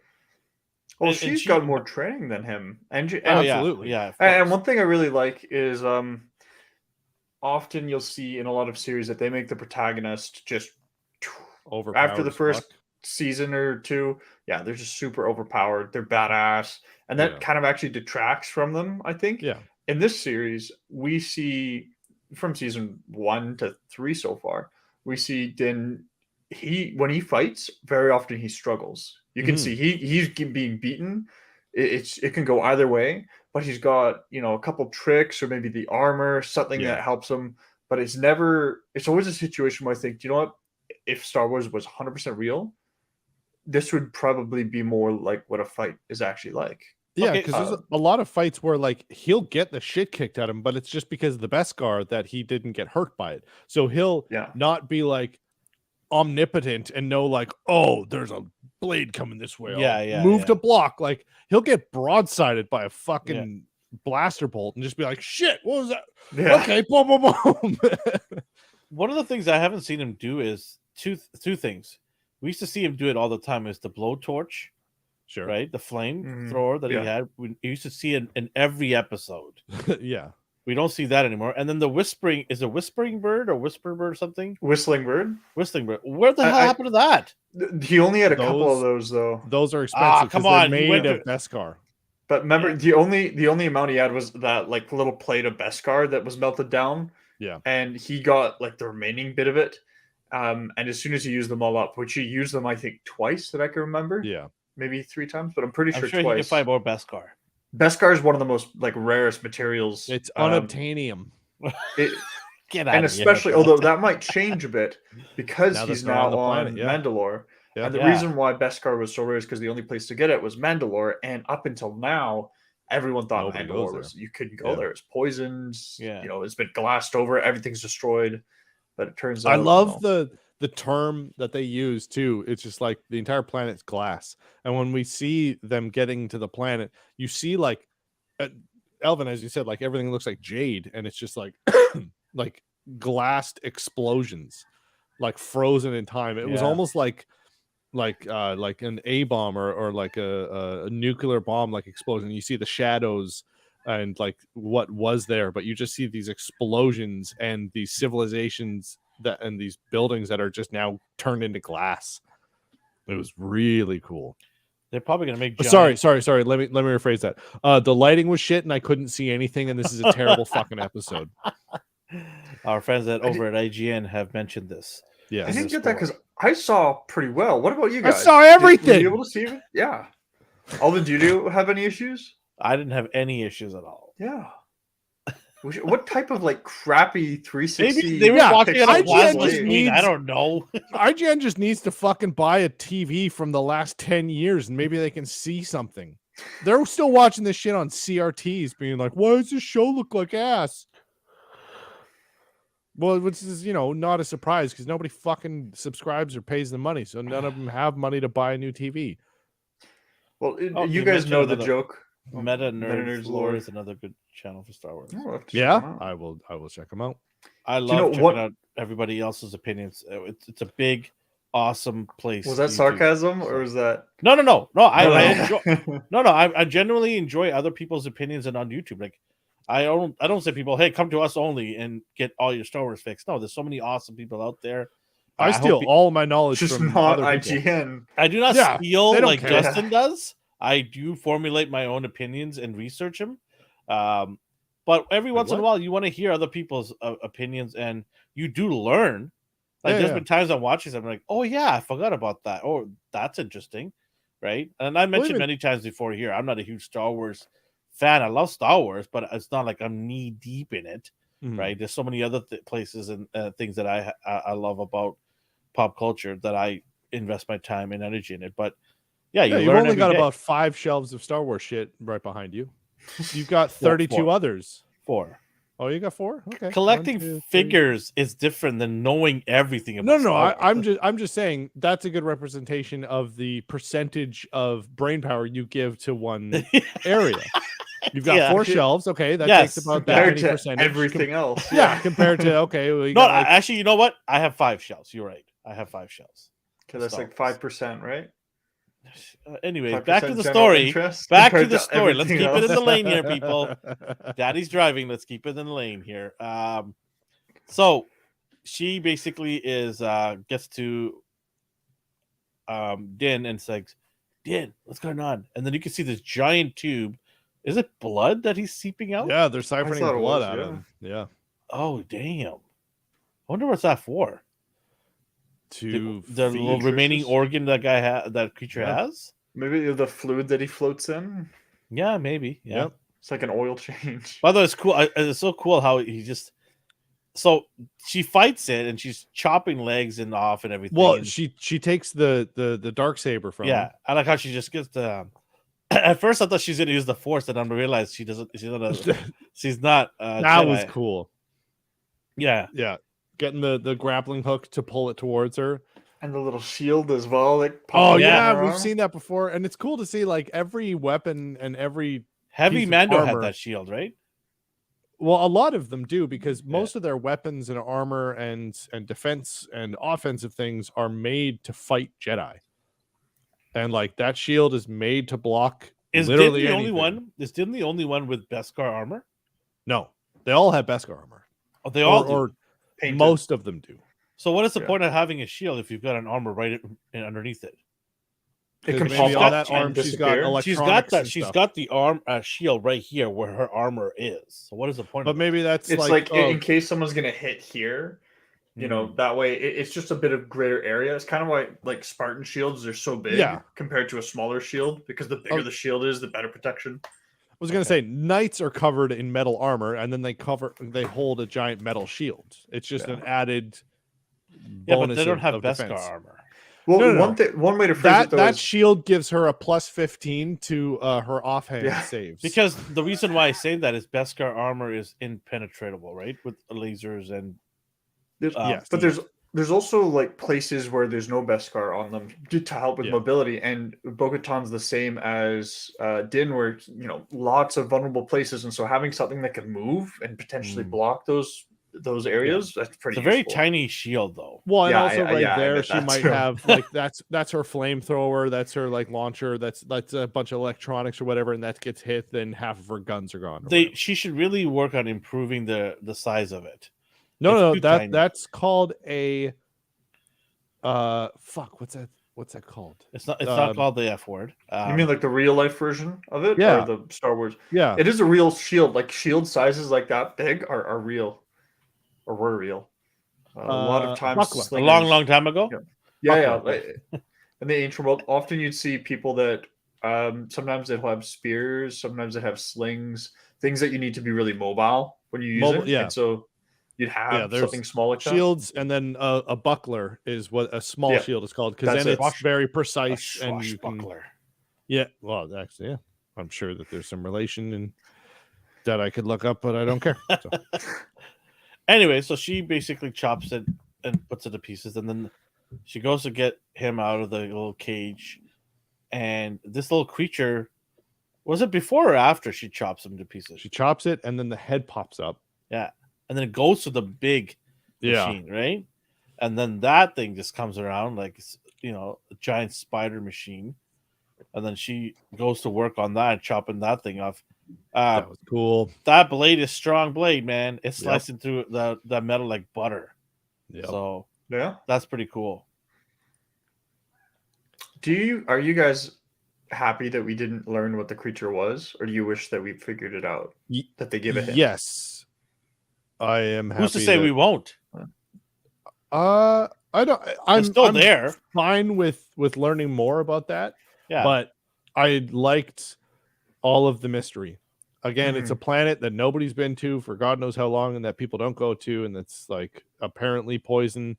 And then she gets down there, and there's these inhabitants that it's one of the coolest fucking things I've seen in Star Wars, of just like, oh, there's these weird like mechanical, mostly mechanical with this like what's the guy's name? General Grievous? No. From Marvel, they did a shit job on him, but MODOK. It was like this MODOK ass looking guy. Please don't. I'm having where a good it's just time. this killing machine, but Horrible. there was like I loved the design of just having the eye floating in this like goo. And very grotesque and just like a crazy mad scientist kind of thing, right? Yeah, it was super cool and out of left field. Did not expect it. It's a good surprise. Exactly. I really like the design of it all. It was really cool. Yeah. So they basically fight it, chop it to pieces, and after that they have soup. Brought to you by Campbell's Soup. They have soup. And she's like, "What? You never had this before? Every person in blah blah blah had it." And he's like, "I was not from here. Hello, I was California. We were the ones that got disconnected." By the way, do you think the two of them are gonna get it on? Are they gonna fuck? Get it on was what I wanted to mention in a milder term. Well, to get it on means they're gonna. Yes, I know what it means. Thank you. No. I'm saying it can't. It's vague. Get it on could just mean get it on. Like they're gonna have a like buddy cop. Like they got the kid already. Now. They already. Nah, I think Grogu's too young to be with someone. Yeah, the Mandalorian Creed doesn't say anything about taking your pants off. Just the helmet. Jesus. This is the way. Apparently. Oh my god, do not clip that, anybody ever. I don't have enough time in the day to do that much censoring. Okay. Yeah. No.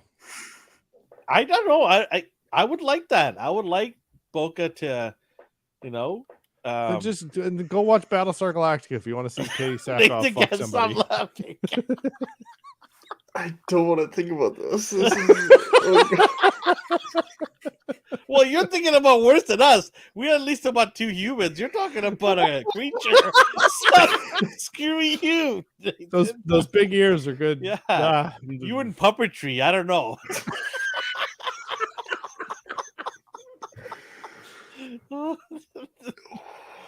I don't know. Jim Henson is rolling in his grave right now. That's what I was thinking too. No, actually, no. I wasn't thinking about him rolling in his grave. I was thinking of him like he's the one that's holding the puppet while that all happens. Oh my god! Yeah, you're just way out there. Anyways, I am so sorry for all the people that had to endure that. This is a 19+ show. Yes, popcorn chicken is explicit, so we've mentioned this many times. Okay. We mentioned this many times. The beeps. Anyways, I think the two of them at the end of the season might have a relationship, right? I think so. Maybe. I think it won't be a romantic relationship. I think it's more of he's reintroducing her to the Creed, but in a way where she's kind of found herself disconnected from it, lost from it. But think about this, though, Nathan. Here's the thing that people are brought up as well on the worldwide of interwebbing. They said that this is a way where she could have power without snatching the blade from him. Well, does she has a relationship with him? Picked it up? Well, she picked it up, but she can use it, but she's still not hers. Yeah. Well, he lost it in battle, and then she won it in battle from the other person. No, the battle has to be between two men. No, it does. Okay. Yeah. It can't be in a generic battle where he just drops it. But this is a way for her to have power with him around if she has a relationship with him. Is it not? That's true. Right? You could be like a king and queen type thing. Yeah. Absolutely. That's a power couple right there. Yeah. You know what? Like that's what I'm saying. Like he can represent the he holds the blade. Mandos. She fucking wields it. Well, she gets him to wield it, right? Sounds like my wife. She wields the blade. I just tell her which way do you want me to throw it, right? But it could be a Justin, you're not. Yeah. Okay. Yeah. Relax there. Relax there, ears. Relax. She knows where the button is. Yes, there you go. But she can represent the regular Mandalorian creeds, and he can represent the hardcore ones, and if you put the two together as a team, then you got something. They start the new creed, and actually, that's actually a good shout. Complete non sequitur, and I don't know why I need to bring this up now, but you keep saying World Wide Web, and nobody says that because everyone said www. But a funny thing is, www being a shorthand for World Wide Web is useless because it is more syllables than the long form version. So World Wide Web is less syllables than www. Why do you think I say it? Because it's more efficient, and you're a smart man, and I'm appreciating that. I'm giving you credit for that. Thank you. So, anyways, back to the naughty. I think it's a power couple move, man. I think so. I think if Boca's smart, she'd be like, "Hey, listen, I'm probably not gonna be able to kill this guy, or maybe there's a chance where I might hurt myself." I don't know. Actually, that's a good like they're both pretty fucking vicious. But I mean, if I'm thinking it from her point of like, he doesn't give a shit. He's like, take the blade. I don't care. Right? He tried. Yeah. But from her point of view, I'd be like, why even bother fighting this guy? They've only had not a monarchy. Yeah. Like where one person leads. Yeah. Her dad. Remember she was mentioning that my dad was a ruler.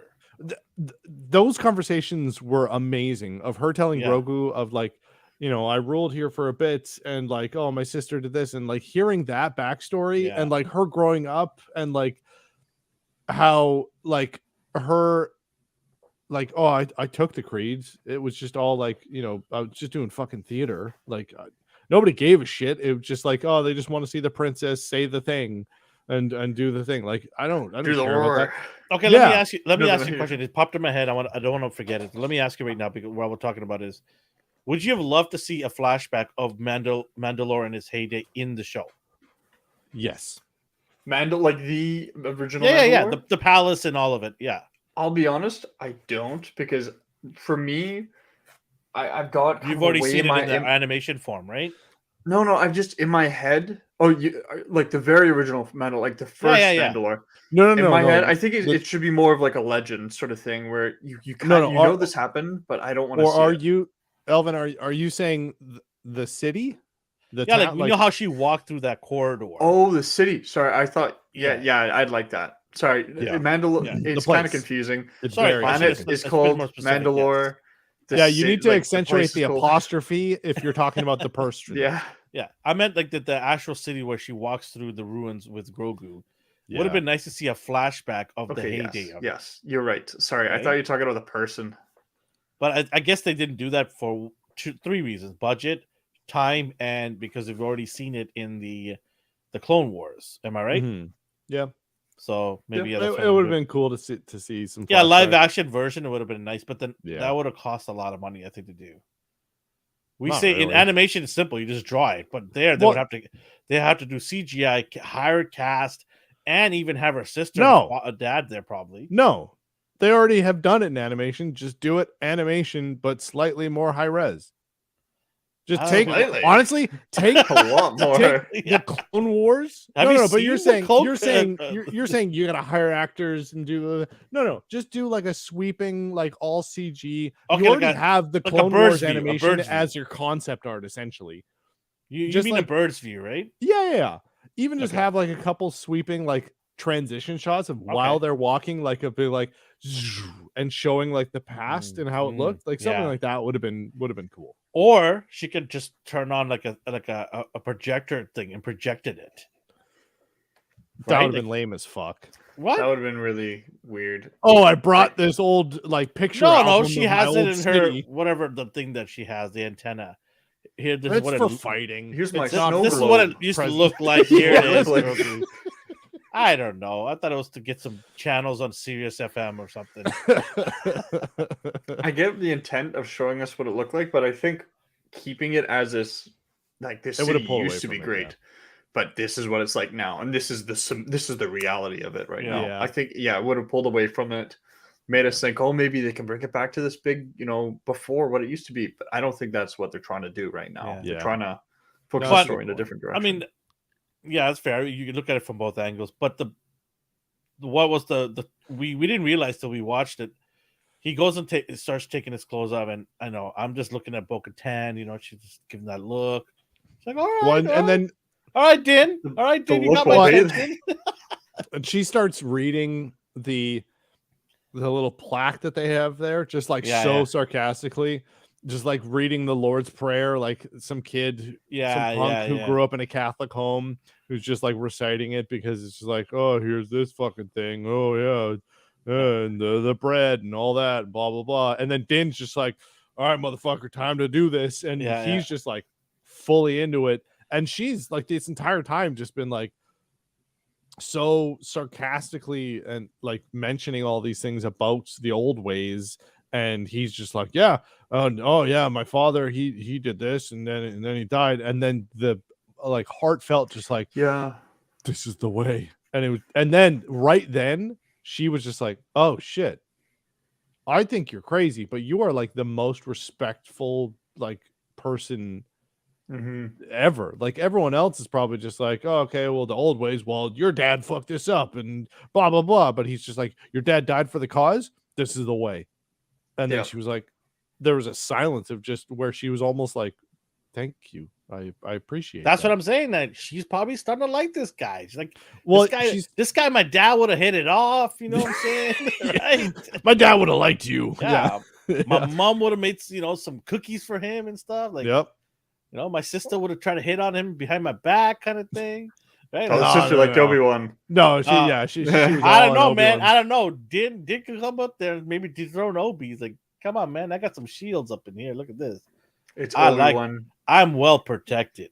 God, this episode today. Hey, relax there, Muppet man. But then he takes his guns off. He takes the cloak off. He starts walking, and then we hear the same creed that we heard. Oh, sorry, you heard something else. Okay. Yeah, I also heard Barry White. Don't worry. And then he starts reciting the creed that we heard the armorer say in the last episodes, which I thought was a great way to remind us of that creed. So it was only an episode difference, but like, and had they drawn this out for like the 3, 4, 5 episodes that I thought was going to happen, take him this long to get to Mandalore and actually get into the waters. I thought it was great timing of having only one episode difference of just like, you heard the armorer and you heard how this is the creed that they tell the younglings and they start, and this is how it begins. And now him 30 years later or whatever, from the first time that he heard that creed and going through that baptism, and now he's having to do this again, and just seeing that relation between like how he has gone through his entire life, and then this is the way, this is his life, this is his way, and then seeing him recite it again going into the waters, and then seeing Bo-Katan in the background just being like, shit, this is fucking heavy.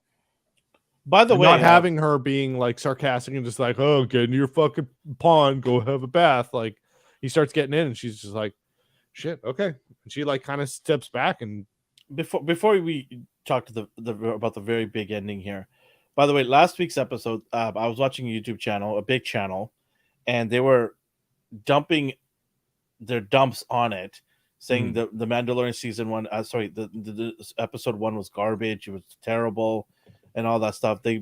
Their specific complaint was, why did Din have to go to Bo-Katan to find this place when he already had the map to it and all that stuff? My response to that is, I know they're not probably watching me because I'm a nobody or small buddy, but hey, you know what? With that attitude, they watch us every week. They watch us every week. But anyways, to you guys, the 8 of you knuckleheads. By the way, I do respect you guys in some ways. You make some good points. Knuckleheads are still respectable. But the 8 of you guys, the reason why he went there is because the way I look at it is, even if I've got a map to somewhere, but I have somebody who's lived there or has a family there or knows the area in and out. Or was the fucking leader of that area. Yeah. Why would I not seek that person out to come if I've got the mayor of the town's fucking phone number that I'm gonna go find something in, I'm gonna call the mayor. I'm gonna utilize everyone I know that has been in that area. Yeah. Because they could probably just finding and knowing where the location is not enough sometimes, right? Yeah. If you have connections in that area, use those connections. Well, yeah, and we didn't really know until this episode that he'd never been to Mandalore. Yeah. So that's the explanation, because they were poo-pooing on that, saying this, this episode was weak and this and that. Look, I'm not saying the episode was amazing. It was short. I mentioned it last week on my opinions on it, but I also think that it wasn't terrible either. So they painted it was like 4 out of 10 or something, that kind of thing. They painted it was horrible, but I didn't think it was horrible. I thought it was not bad. I thought it was fun. Yeah, I thought it was. It's a short ride, but it's a good ride. It was a short ride that I didn't notice it was short, which I think you have to give credit to that, because if it was short and then it ended and I'm like, that's it. But when it ended, I was like, oh, cool. All right. That was fun. And it wasn't mind blowing. It wasn't. But again, I always have to preface this, like, watch the 3rd season of any show. The first episode isn't a mind blowing experience because they don't have to prove anything. So they're always just, it's always just an establishing, just like, hey, here's the people that are going to be in the season. And it's always kind of like that. Like even Breaking Bad, like the what was the first episode of the 3rd season? What did you guys rate last week, by the way? What did we give it? I can't remember though. I think we give it a 9. I'm gonna check that. Can you check that? I'm gonna mention a couple of things. Yeah. Yeah. No. I look at the people who complain about last week's episode. I get the reasons, but if you actually look at it, it wasn't a horrible start. I didn't like the time. I didn't like the fact they squandered a lot of time him looking around, but he had to do his due diligence, right? He had to go visit Bo-Katan. Why would you not? He had to try it, and he failed, and he owned up to it. He's like, okay, I tried. She didn't want to have nothing to do with me, so now I have to go get an android to make sure that at least the area is safe, and I'm gonna have to do this by myself. And he did. He went by himself ultimately, right? And it turned out that he did need her because she is obviously a vital help, because she's obviously from there. So it just, hopefully this silences a lot of people from last week's criticism they had for it. The biggest part of this whole episode, the jaw-dropping moment, was obviously him taking a bath, and then, by the way, it would have been funny for him to go, "This is the way," and get dragged into the water. It would have been hilarious. Can you imagine turning around going, "This is the way"? And he got dragged out pretty fast. He dropped like a rock. That is a deep cavern. Was it the whole point he sank was just because he misstepped and there's nothing to step on, or was it because something pulled him under? I think it was something pulled him under. Yeah. There's no way you could drown that fast. Yeah, immediately just go down. Don't even bother trying to get back up. His vest armor is not that heavy, right? Well, even if it was heavy, the helmets are pressurized. Yeah. So he would be able to breathe for a bit. For a bit, yeah. Yeah. Anyways. Obviously, kudos for Bo-Katan for recognizing something went wrong. She jumped in immediately. Yeah, right away. The jetpack underwater was the coolest fucking thing. Yeah. And she got down there quick. And by the way, that is one deep cave. And she was smart too. She was looking for him, couldn't see him. Okay, I'm going to turn my light off because his is still on. Yeah. So I'll be able to find him without mine. And she did. It took a second, but she did. I like it when they do smart things like that. Yeah, so it shows characters aren't just dumb wandering around. Yeah. And obviously the coolest thing in the world was when she finds him, is coming up, and then you pan to the left and you just see a giant eyeball. And at first I thought it was like a typical monster underwater, right? I'm like, oh, okay, another monster in the water. This will be There's cool. always a bigger fish. It's the compactor apartment from A New Hope. Yeah. Yeah. And then you see it's a fucking mythosaur. Oh my god. The first one we've ever seen alive, ever. Yeah. I don't think we've even seen like an actual animation nothing. or any. They've We've been never extinct. seen them before. How many We've shirts seen the are skull, flying that's off it. the interwebs right now of that logo? It is flying everywhere. How many dog shirt jacket things? That is going to be worth 10 times the price now. I've got 2. You can sell one for $100 right now. It's going to be one insane. for my jacket and one for his jacket. There you go. It's going to be insane. Like, people are going to be looking for that everywhere. I can't wait for next week's episode. They better hit on this thing. Oh, they will. She needs to be like, holy F, and you know what? This water, you are right. You're worthy. Holy crap. We need to like go kill this thing. Well, that's why it was the living waters, because it was like this symbiotic relationship, and there's so much subtle imagery and nuance that I really, really appreciate. Quick question though. How come nobody else, well, maybe they did, but how come she didn't know? So here's my theory, if I may. Yeah. Everyone thought that the mythosaur was killed. The plot gave us a history. You know, Mandalore killed a mythosaur here. What if that was a whole lie? What if the Mandalore... What do you mean, like organized religion make up a bunch of stories to have a never leader? has ever happened before. That's crazy. I think it might be more of he like came to like a mutual agreement or like some sort of peace with the mythosaur. Well, him and the mythosaur wrote out an agreement. And he had human sacrifice, and he sends people to. That might be a little far. I was thinking maybe just a little too...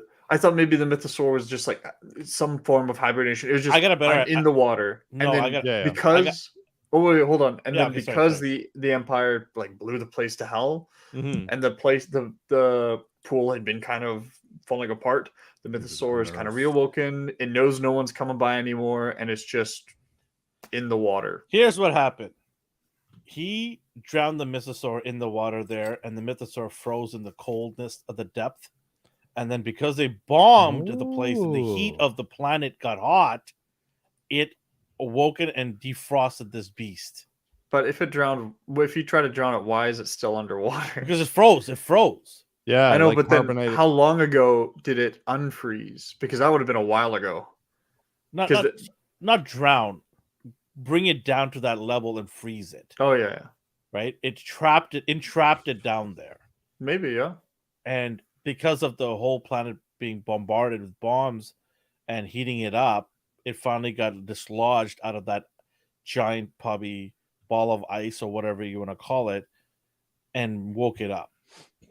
It could be. Because it looks lethargic. Yeah. Right? A little sleepy. Yeah.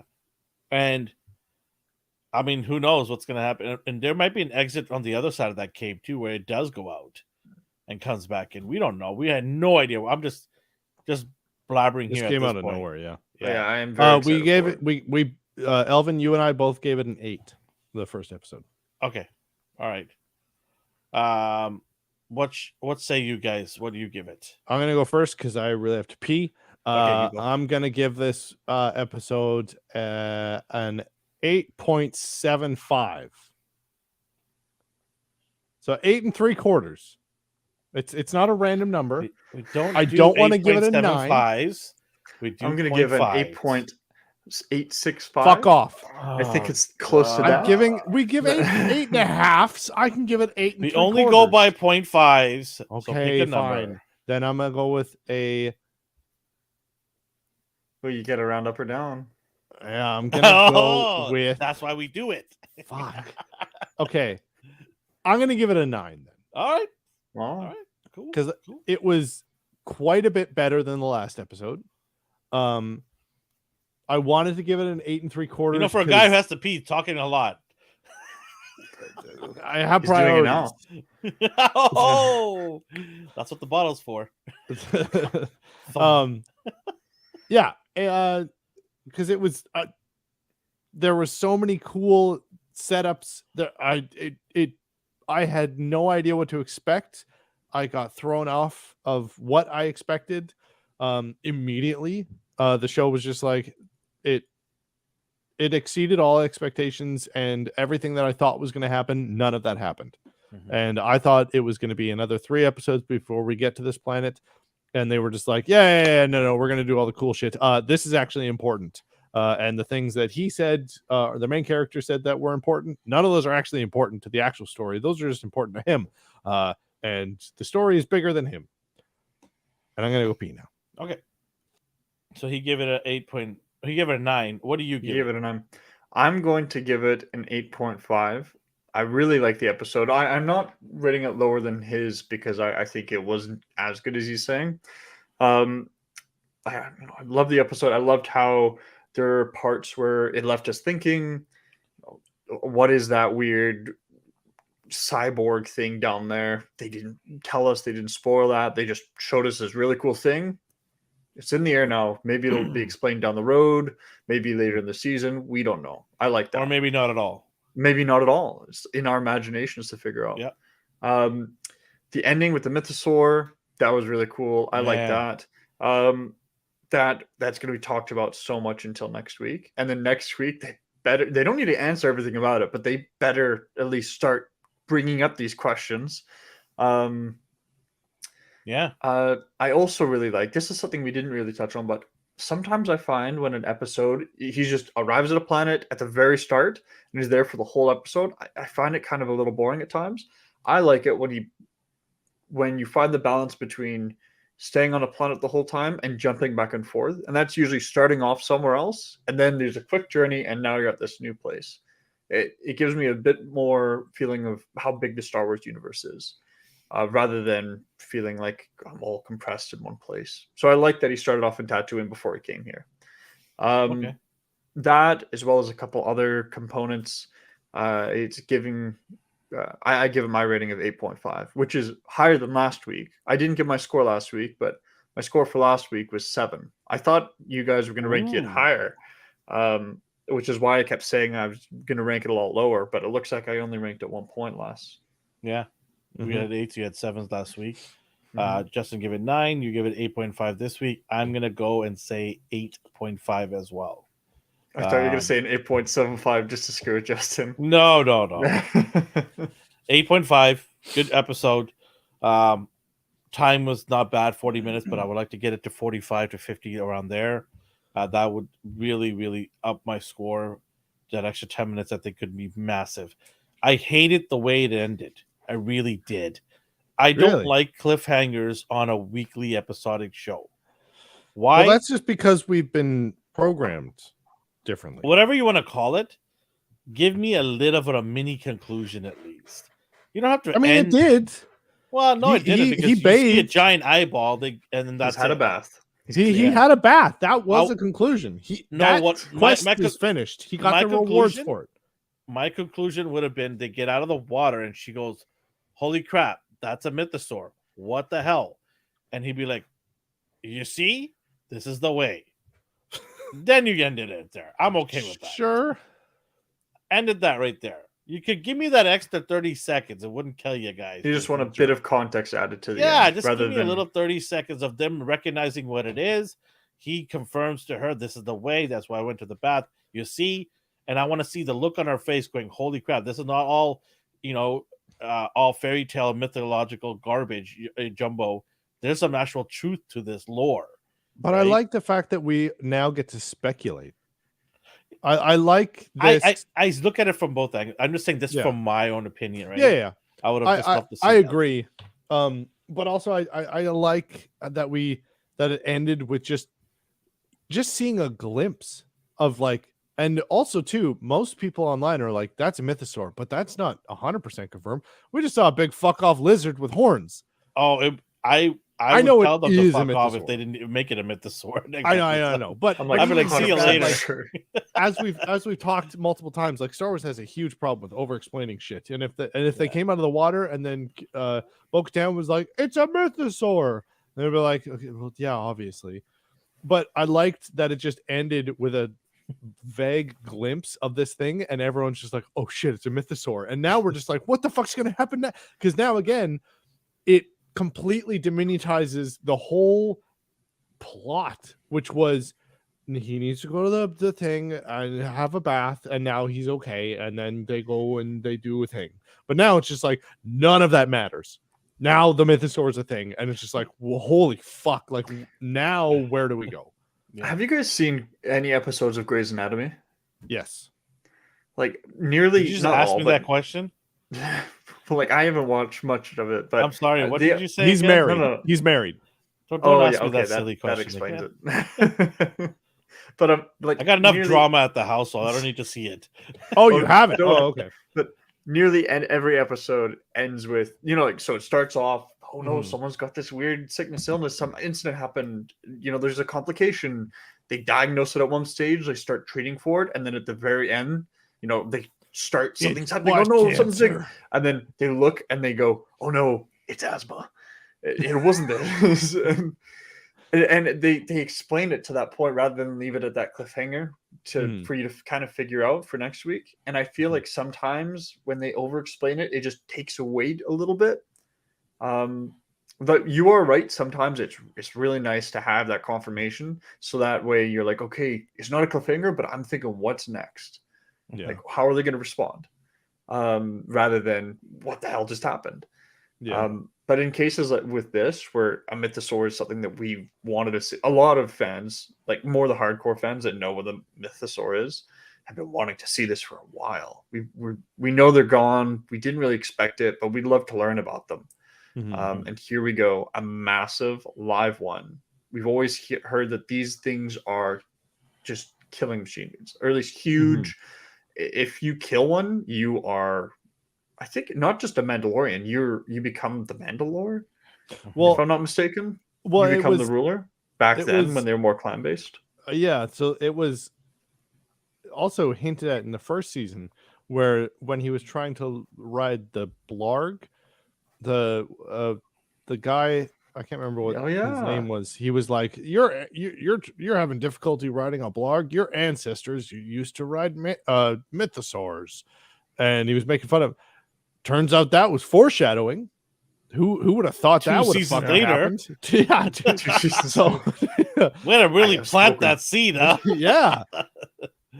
Sure, you're right. That's true. That's like if he was to ride this back. Can you imagine him riding this back to the armor? Well, no, that's the thing too. Like in Book of Boba Fett, they were like, "Oh yeah, you got to ride a Rancor. That's the coolest thing ever." And then Din Djarin's just gonna show up and be like, "Yeah, that's a really cute Rancor you got there." Oh, that's cute there, Boba. my animal can eat it. Yeah, there's always my animal eats that for snacks. And then he goes to armor. Oh, you cute crocodile in the water there. Oh, okay. Yo, and now biggest power couple, Din taming a fucking Mythosaur. Oh, they said taming Bo-Katan. Okay. I thought he was going to say the armor. Oh, yeah. Today was International Women's Day, by the way, too. 3 more minutes left of that misery. Only 3 more minutes left of that. Woohoo! And then the rest of the year, it's International Men's Day. Yeah. That's November the 9th? Or no, that's 364 days of the year. I read something funny. I'm not going to mention it, but I'll tell you guys after. But Cantina Bar is open. I got a couple of things here, Star Wars stuff.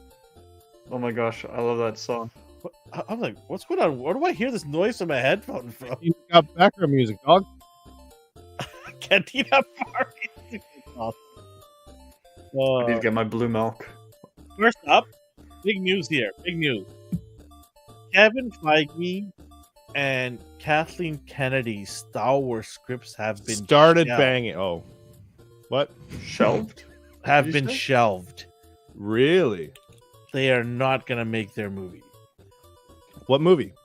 They had apparently some script for Star Wars movies. Kathleen Kennedy was pushing for it. Oh, the redo of whatever it was. It's been shelved and told until further notice. One win for us, people, because I do not want to hear anything from Kathleen Kennedy or any ideas from her. The next step is to boot her out of there and put somebody else of intelligence into that seat. Or, the 2 people that have been the nerdiest lore, like Dave Filoni should be given that opportunity. Dave Filoni and Jon Favreau. Yes, they are the most adorable. Like when they get, I would put Filoni ahead of Favreau.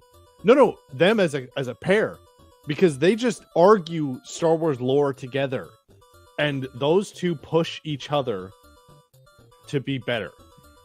Yeah. And I think that the pair of them together, seeing them in interviews and how they just like discuss lore and their knowledge of just canon and non-canon and legends stuff, I'm just like, oh well, this happened. Well, okay, well we can kind of use that, but well, technically they never actually went to that planet because of this book and this comic, whatever. And the fact that they're just like they're one of us. And seeing them talk like that, as opposed to, well, this will make money, and well, the kids will like this, and them just being like, no, this guy never went, and they actually, well, technically they fought them in 34 BBY in this comic, and so that actually doesn't make sense. So we should have to actually put them here. Even the fact that they put R5D4 in this, and he's been such a background character because he was like, no. That guy's a big deal because there were comics written about him, and he actually intentionally made R2 go with the Skywalkers. So I'm going to put him in the back of the Book of Boba Fett, just walking through the city, because that's cool, and I know that he should be here. And I want to continue that canon that he never left Tatooine, and he's just like, he's a resident. As much as I love to hear that sound in the back, I'll turn it off. Thanks. Oh gosh, I feel lost without it now. Where am I? Nathan, what say you about this news?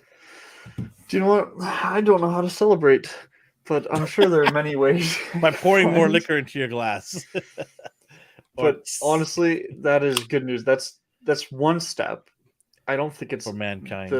I don't think it's enough to save Star Wars. There definitely are things that need to be done to help. Honestly, I know they're not going to do it, but if they would redo the sequels, and I'm fine with the same cast, I'm fine with the Force Awakens staying, but if they change Force Awakens is fine. Yeah, if they change episodes 8 and 9, because those two were not made to be planned together. They were just. Imagine just getting two writers, made on the. They were borderline improv. It's funny you guys say that because I have a lead up to the news. Okay, hold on. Are you going to say they're redoing?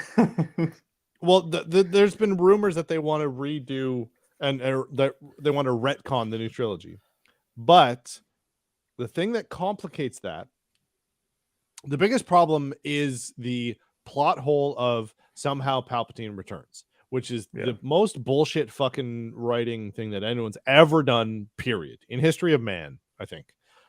But now with the Clone Wars, and now with Andor, and now with the Bad Batch, they are making that cloning thing canon, which, if they're going to redo the new trilogy,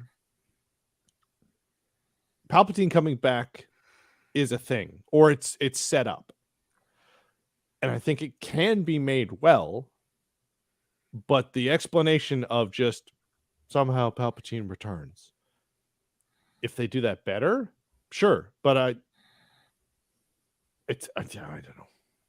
No, you're right. If they give us some sort of explanation, doesn't need to be super detailed, but anything better than we don't know how it happened, but he's here. Yeah. So, part two to what I was saying, they shelved Kathleen Kennedy and Feige stuff because there is hints by Jon Favreau, who has come out to StarWarsNews.com, claims, saying that they are in the early talks of something to go after the Rise of Skywalker series. Okay. It is being discussed. They don't right now. The question is what timeline it's going to be at. How far after? Is it going to be relatively very close to that time, or it has some time passed where that's become a distant memory and just become a folklore? Well, and in Star Wars canon, that could be 20 years because the entire galaxy forgot what a fucking Jedi was in like what 4 years, Yeah, or whatever. So, here's my opinion on this. I would like to see it 100 years ahead. Sure. I want nothing to do with this anymore. I want 100 years has gone by in the universe, or sorry, the galaxy, and I want all of this to be unearthed in a. I'm talking to Nathan. You like to dig up things that are from history. I would like to have 100 years gone by where some kid digs up a lightsaber or something, a relic to the past. But I don't want them to go, oh, it's a blade and I'm going to be a Jedi anymore. It has to be a whole new clan, everything has to be new. We need to have some guy in a cool hat who goes to like tombs and like dodges boulders and tries to put and things his whip in is museums. His whip is laser. Yeah, he's got a laser whip, maybe, I don't know, and he's got kind of a cool guy. He's kind of a swashbuckler. How fast will Nathan try to go and line up for that one? Okay, wait, have you guys read the comic where Han Solo goes to Earth? No. So wait, I've heard of this. So I found it a while ago and I read it.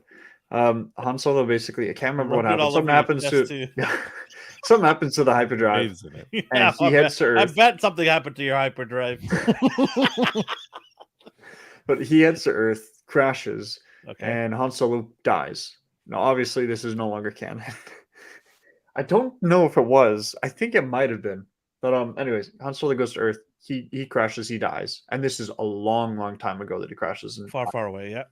And then up to, I don't want to say the present, up until like the 1930s, then there's rumors by some of the Native Americans. I think it's in like Portland or something, just south of where we all are.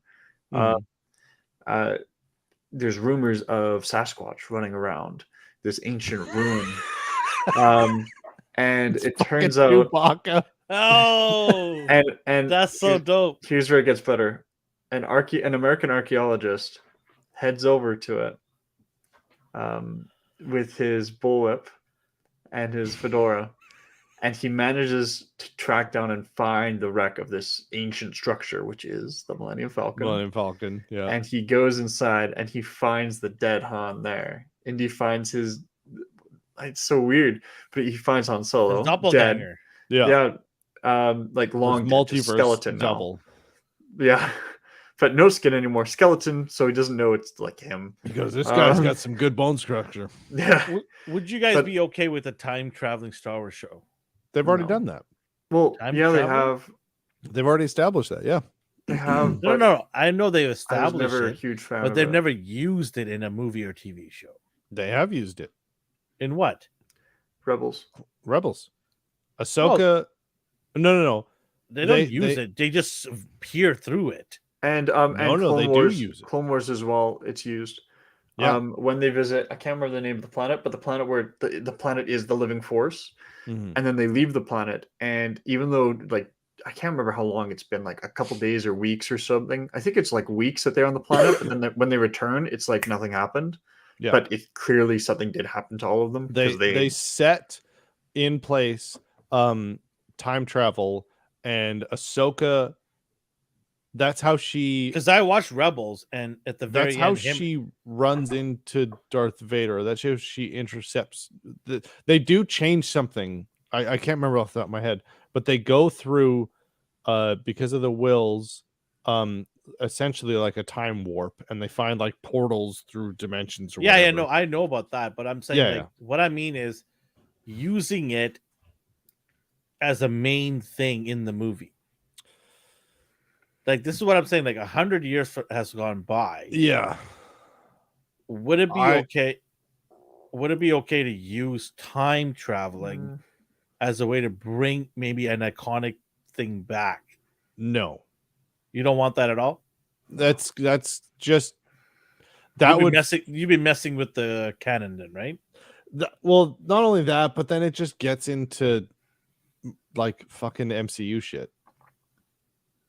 And it literally is just like, because I see now there's multi-dimensional, now there's time travel, and now we can recanon things. I see it becomes Star Trek. The biggest problem with Star Wars I have is it was too good. Like, I'm not talking about the last trilogy. I'm talking the about original trilogy. Yeah, it was so good. I don't know if you could top anything. You don't have to. You just need to give us some new stories that we'll enjoy. You have to top it. No. Because if you constantly are topping it up, that makes the last thing that was big, that you thought was big, irrelevant. And that's one thing I hated when the sequels came. Is like, we had the Empire. The Empire is defeated in the original trilogy. This was the big end of all evils in the world. This was huge. And now, no, we actually have something worse. Yeah, now they have a planet with a big laser. Yeah, and it's you can't do that. That's not proper execution of what I. No, absolutely. What I'm saying is topping it in terms of storytelling. Like, it doesn't have to be anything like this. Better story. Story. Like, not like a bigger threat. You have to strive to be the best. You have to strive to be around your core trilogy to be the best of it, right? And they need to pump the brakes and really. I'm glad they shelved whatever the crap that they were going to have with Kathleen Kennedy. I'm glad they did that.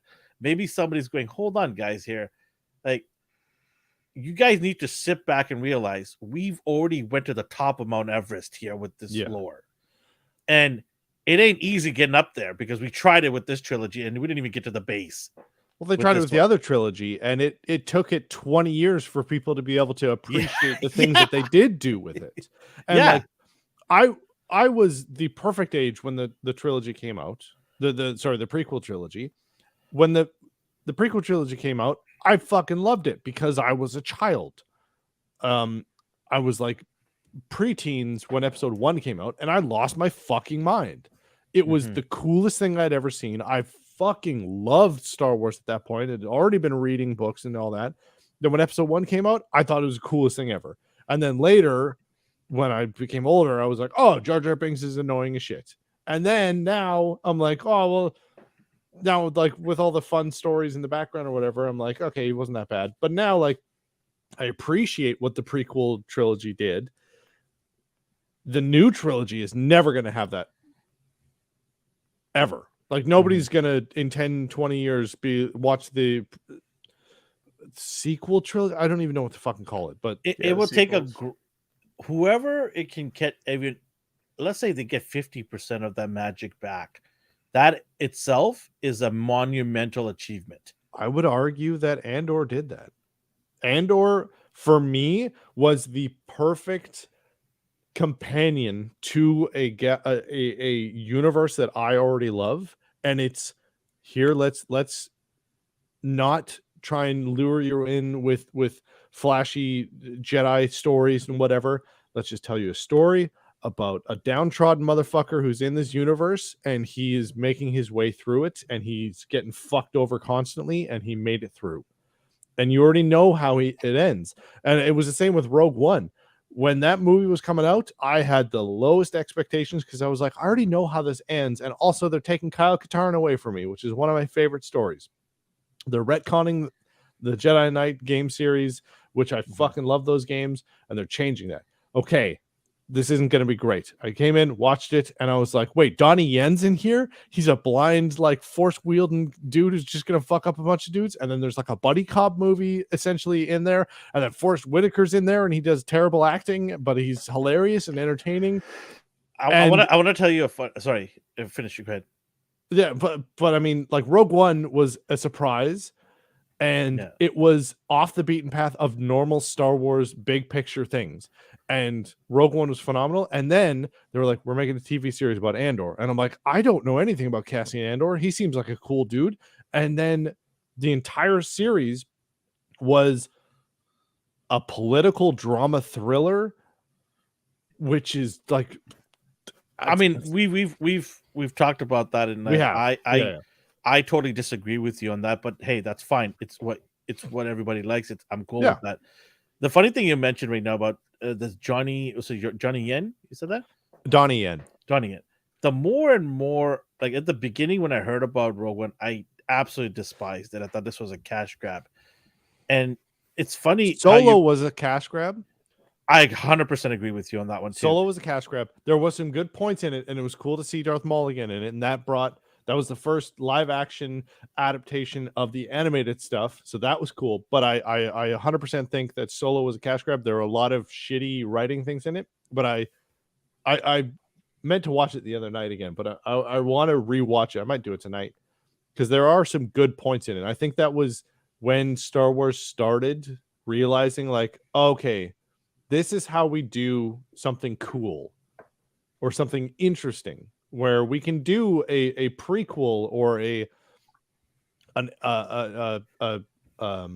what the term I just used, a side character, or like where they just add on to things, side story kind of thing, yeah, or companion, where they can do a companion story about somebody we already know. And Solo, I think, didn't do the best job of it. I don't think it was a terrible movie. It's absolutely still a fun movie.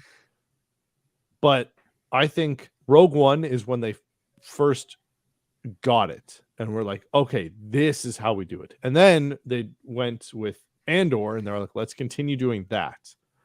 So, and how you mentioned about the episode 1, 2, and 3, how people took 20 years to appreciate, is how I am with Rogue One. Sure. I didn't like it at the beginning. I thought it was hot garbage. I didn't give it a time of the day. Mm-hmm. But every once in a while, I get a jab on YouTube saying, hey, remember Rogue One? This Donnie guy, he played a blind guy. And I just saw it the other day. YouTube recommended it to me, this little interview they had with him about his, like he wasn't even expecting to do this. He had to ask his kids, should I take this role? And his kids are going, yeah. Have you watched He didn't even know Star Wars. He's like, I don't know Star Wars at all. Have you watched Ip Man? No, have not. Okay, so Donnie Yen, there's 4, I think. Ip Man, who is it's the story of the guy who trained Bruce Lee. Oh, okay. And like obviously it's blown out of proportion, and like it's larger than life. But Donnie Yen is the main character, and he is he's the hardest motherfucker on earth. And Ip Man is some of the best kung fu movies you will ever see, apart from Jackie Chan movies. Like, he's not trying to be a new Jackie Chan. He's not like Jet Li or whatever. Like, it is some of the best kung fu movies you will ever watch. And then when he was announced to be in a new Star Wars, like, I was excited just to see him. Well, yeah, I just saw that interview. He's like, yeah, I had to ask my kids if I should take this role. And they were like, yeah, are you crazy? This is Star Wars. Because he knew nothing about it. Yeah. Right? He's like, I heard of it, but I had nothing. I wasn't into it. So, but the more time goes by, the more appreciative I am of it. I think I need to watch it maybe a couple more times to really appreciate it. But it's been a lot. It's a whole lot better than when it first was announced, because I thought 100%, who the heck wants to see about a plan about the Death Star? I don't care. No, I agree. Yeah. Like, I had little expectations too. Technology and good directing and writing can make all the difference. And also too, the Texas Chainsaw Massacre scene at the end with Darth Vader was fucking awesome. That is insane. Like that I will never ever say that was horrible, because that was I was like, that was amazing. Insane. That was insane. And also too, seeing Tarkin again, like they did a really good job bringing him, I mean, literally back to life. There's a punk band who had a song. They're from this small town called Whitstable in the UK, and they had a song about Peter Cushing, and the song goes, Peter Cushing lives in Whitstable. I have seen him buying vegetables. I have seen him on his bicycle. Peter Cushing lives in Whitstable. So you were mentioning that you had something to tell us. I did. Okay, go for it. So this Monday on the A&R Weekly, I have a dad joke. I'm making an appearance. Are you now? on the Monday podcast. It might just be for a little bit. I think you should do it the week after. I can do it the week after. The reason why I say that is I'm not even here. Oh, okay. I'll do it the week after. Ooh. The week but after. I got a dad joke. It comes from my dad. Okay. Wait, hold on. So it's a real it goes one. further. Comes from my dad, who his uncle, cousin. Anyway, another dad down the line. It's not explicit, is it? No. Okay. Another dad down the line on the Macmillan side sent to him, and then he sent to me, and I was like, "This is fucking okay. I gotta share this. It's a good one." Darth asked a question here. His character was tight in Rogue One. What was the name again? And he mentioned this. Is it Sherrett? Oh, Donnie Yen's character? Yeah. In Rogue One, yeah. Yeah, I'm looking at it. Yes. Yeah, sure. There's a lot of accents. Yes. Nathan, you've been awfully quiet. What say you here about this? All these news. What would you like if you had somebody said to you, "Listen, Nathan, write us a Star Wars starting point." Sure. Well, it depends. So what phrase? If I was going to write what just a skeleton framework? Time period. Maybe what would you like to see? What would character wise? Maybe a couple of things. Nothing too long. I always like the past, so I do Old Republic, but I do something that we haven't seen in live action. I'd go backwards to a point where I can do a ton of stuff without impacting the main storyline. So that way, because Alvin, I know one thing that you don't like is when you get a prequel and they try and make it interesting and keep you on the edge of your seat, but the main character is going to be okay or some character that is important is going to be fine because you see them later. Yeah. But when you go far enough back where it's like a couple thousand but years, aren't you tired of prequels? No, but a prequel is only relating, like a prequel by its definition is affecting the characters that were already stated in the main story. A prequel in this state is like if you do an Old Republic, all of the storylines in the Old Republic, the MMO, were fucking awesome because occasionally they would reference someone who but for the most part they were all like, yes, this is the Empire, and that's pretty much it. There was no this guy's a descendant of Grand Moff Tarkin. You're just like, here's this Imperial agent and he's a fucking badass. Let's spend the next 20 hours learning about him. Mm-hmm. And it's like if you go that far back, then they're planning on doing that with the the High Republic. There's so many cool stories going back. Totally. If you don't hit on any of them and just decide a brand new story in the past, I think there'll be a lot of people saying, "Why are you starting a brand new story when you've already got a million past stories that you could have picked?" True, but yes, I agree. Oh, sorry, go ahead. No, you go. I said I agree, but if the story that you make is good enough and is not some crap to make money, then I'm sure is not easy to do. It's not, but so why not just do something in the future? Some people, because for me, I'm always cautious about going with the future, especially with Star Wars, because I'm more worried about the past. But we've already seen. Are you worried about the groundwork's already laid? Here's the thing with me is why I worry about the past is because everything else comes afterwards, and if you make a story, you have in the past, you have to be extremely careful to not make it too coming forward, because everything else after it has to be at just a slightly better level, right? Because technology, the Jedi Council, all of this improves over time, so you can't make this group really awesome and really cool because then the ones coming forward, you know what I mean? Like there's a lot of webs there. But you don't want to. If you look at the Old Republic though, and you see like the Jedi Council back then compared to what we see during the Clone Wars, you realize that they didn't get better over time. If anything, they got worse. Yeah. During the Old Republic, the Jedi were far more powerful, far stronger. They but also so were the Sith. The Sith were a political party. Like it wasn't just oh, there's a couple of them and they're super bad. It was like they had Sith troopers, they had fleets, they were an organization, they were a race all to themselves. But that's what I'm saying. That's what I'm saying. Like you already had this powerful level of these things. How much more powerful if you go back before that? How much more powerful are you going to make them?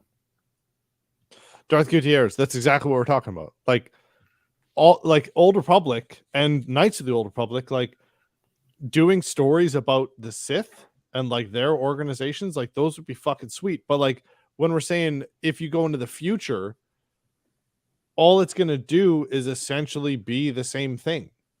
And like, well, that's where or you could do a future where the Jedi aren't a like religious cult and they aren't a political party that controls everything, and it's just a small organization. And then maybe the galaxy has a hangover from the Jedi being in power, and they go, okay, well, you guys can't control everything because you fucked up the last 2 times that you were in charge. So now you guys are just, a political party. Why not even have a Jedi at all? Why not flip the script? The Jedi sounding a lot people. Episode 8 right now. Sorry? You sound like episode 8 Yoda. It's time for the Jedi, or Jedi and time for. I can't do it. What? Like the Jedi can't. Like you can make the Jedi not the good all end all. Expose them who they are. The snatching kids, like like D always says. Yeah, you have the Jedi be the Al Qaeda of the universe. Okay, I wouldn't say that far. Jedi are the. Okay, you can expose the people with the white Jedi. bands. You can have 3 groups here. You can have your Sith. You can have your Jedis, but you can have another group here saying that both of you have issues, and we're gonna spawn something out of that. The Eternal Empire. Yeah, that's the other group. It's already a Star Wars thing. Yep. Okay. Old cool. Republic. Play that then. 100 years from now, the Jedi are a problematic thing that nobody wants anymore. People are tired of it. The Sith, they're all dead, or are they? But I mean, I've got one in my mind that I've been trying to bring into pen to paper. I've got a really cool idea. And I'm trying to refine it, but it's just a fun thing I want to do. I always like to write these little short story stuff that I've had. I've been working on some stuff for like over a decade that I just write, but I just think going to the future is so much. I'm so sick of the past. I've got books, I've got audiobooks, I've got comic books, I got video games. I'm good with the past. I need something new and something radically different.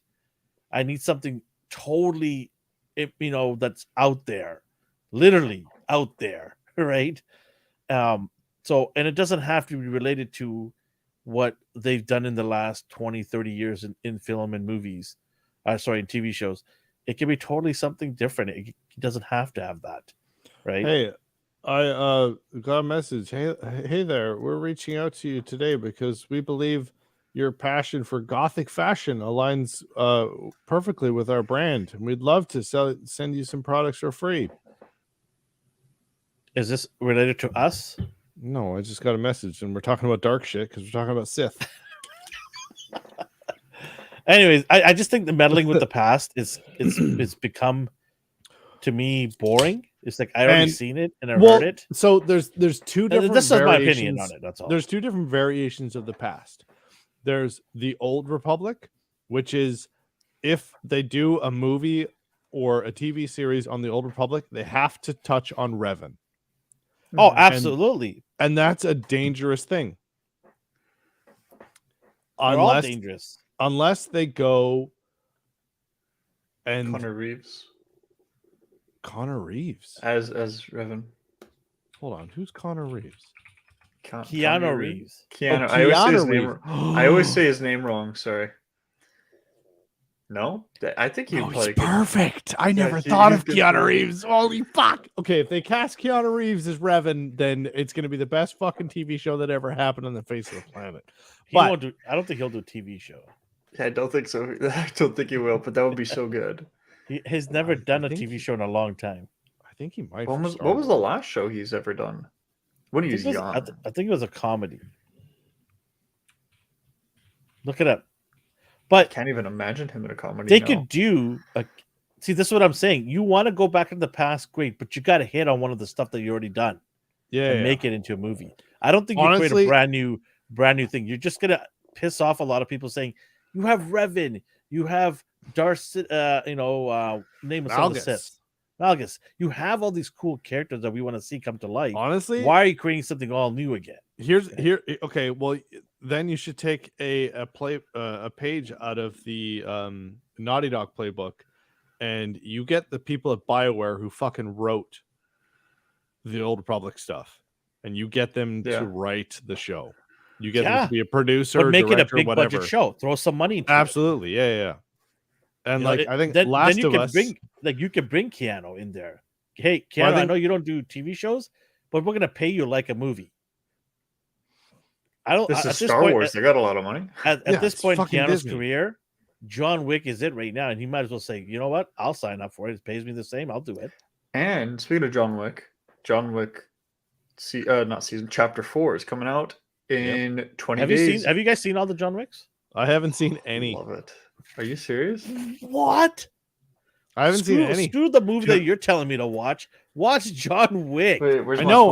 I need to. No. I know it's Justin, whatever you do tonight, it better not be Star Wars. You put on John Wick 1. I get text from John Wick. And then you No, I know. I don't know why I've Is never... that Woo Wick?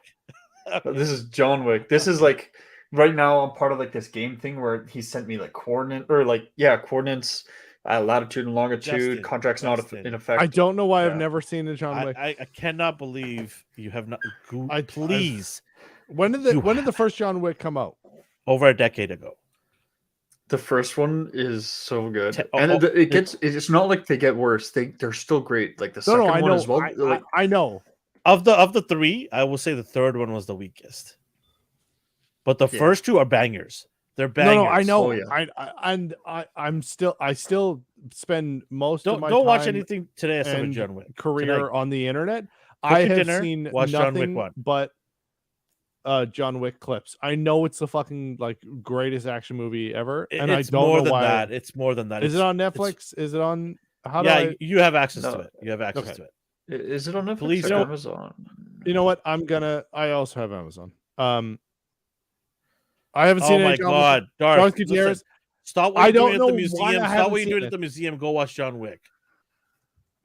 You know what? I'm gonna kill 3 men in a bar with a pencil. Actually, you know what? No pencil. I'm not even going to cook. I'm just gonna order food right now. Order food. Watch John Wick. You'll have the best time of your life. I'm gonna watch John Wick because you know what? You're right. I should have seen John Wick by now. Keanu and resurrected his career just with that movie. Yes, absolutely. Like I hope you hated. You know what they're doing though? They're ruining it. By the way, after John Wick 4, they're gonna make a TV show and it's gonna be a female Wick. They've already announced it. Who's playing? I don't know, and I don't care. I'm not gonna watch it. Yeah. Why are you taking away from what he did and developed? Yeah, we don't give a shit about John Wick. We care that the guy from Speed is fucking shooting people. Like he made that movie. That movie had no business because the budget was so low. They had no expectations for that. And he took it to another stratosphere. And now you're going to chop his legs off and make it into a TV show and make it change the gender of it too? Like, why even do the TV show? Like, that's how greedy you are? Character. John, it's called John Wick. It's not James Bond. It's John Wick. James Bond. Where you can James Bond, you can have different people playing it over and over again. I don't know if you can get another. Nathan, I also thought that he was making a good gender swap name joke, but he wasn't. Yeah. No. I thought you said James Bond, like J. No. N. That would have been cool too. That's a good joke. Yes. By the way, they are also doing gender swapping of James Bond as well. Cool. They're thinking about it. They're thinking about it. I think. God, who's that actor? I think it's a horrible idea. Something. What's his name? Idris Elba. I think he'd make a great James Bond. I want to see him as also James agree. Bond. I want to see him as a gender. James Bond. Gender. Yeah. I know. I female. I'm just saying that I think that it doesn't matter as long as they get a fucking badass womanizer to play. What do you mean it doesn't matter? Let me finish my sentence. Okay, go ahead. It doesn't matter. As long as they get a badass womanizer to play James Bond is always the same. So if we get like this super dykey, like fucking... No, we don't need to get a super dykey anything. Like, no, I'm saying the character, it has 3 traits. It shoots people good. It doesn't respect women and is a secret... No. I'm a pretty big Bond fan. I've got a Would you disagree with my synopsis of his magazine traits over there? I've got like 1, 2, 3, 4, 5, 6. I got at least 6 or 7 Bond novels one of the that I've read. Biggest people. But I won't go into it right now because exactly. Thank you. I'm too invested in Bond to get upset this late by worrying. Yeah, I know you've been upset in the last a few ones. Anyways, they've been horrible. The last it's a fucking badass who just sleeps around, who shoots people, and has class and debonair. Here's the thing. It doesn't matter what gender or race or whatever. No, it does matter. Cast it well. No. There are some things you do not touch, and that is an institutional character you do not touch. There are so many great actors, male actors, that made that character so prominent. And I'm sure that you can find you can find another story and create it if you want. There you go. That is a man that created and kept James Bond afloat for a decade. Okay, let me give you one argument. Let me give you one argument. Okay, let's hear. Rogue One, Jyn Erso. That was a powerful, badass female role who did not rely on female tropes and was well written and well executed as a female lead. And it didn't feel like it was lacking in anything because it was relying on female tropes.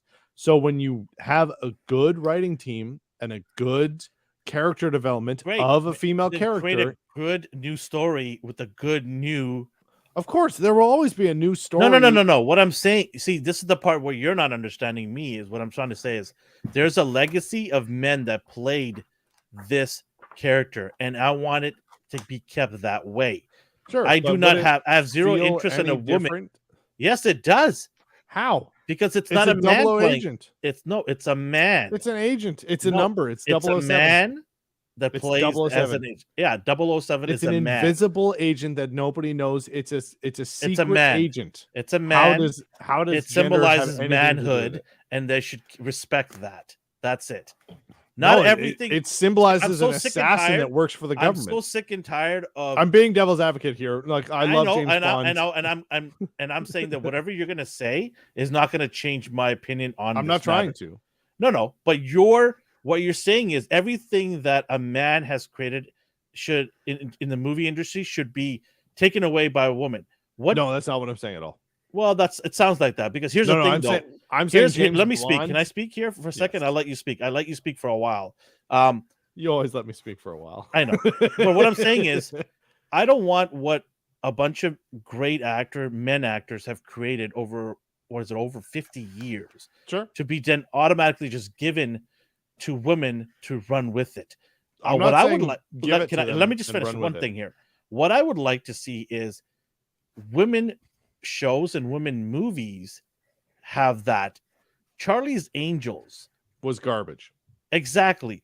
But there's an opportunity right there to create a legacy of good spy females. Use Charlie's Angels and create better stories. You're not trampling on any history. You're not trampling on what other men have created to make that character that prominent. Sure. If those men didn't do their job and create that and do excellent acting, nobody would care about James Bond. But because those men spend decades fine tuning and improving and making that an important character, people care about it.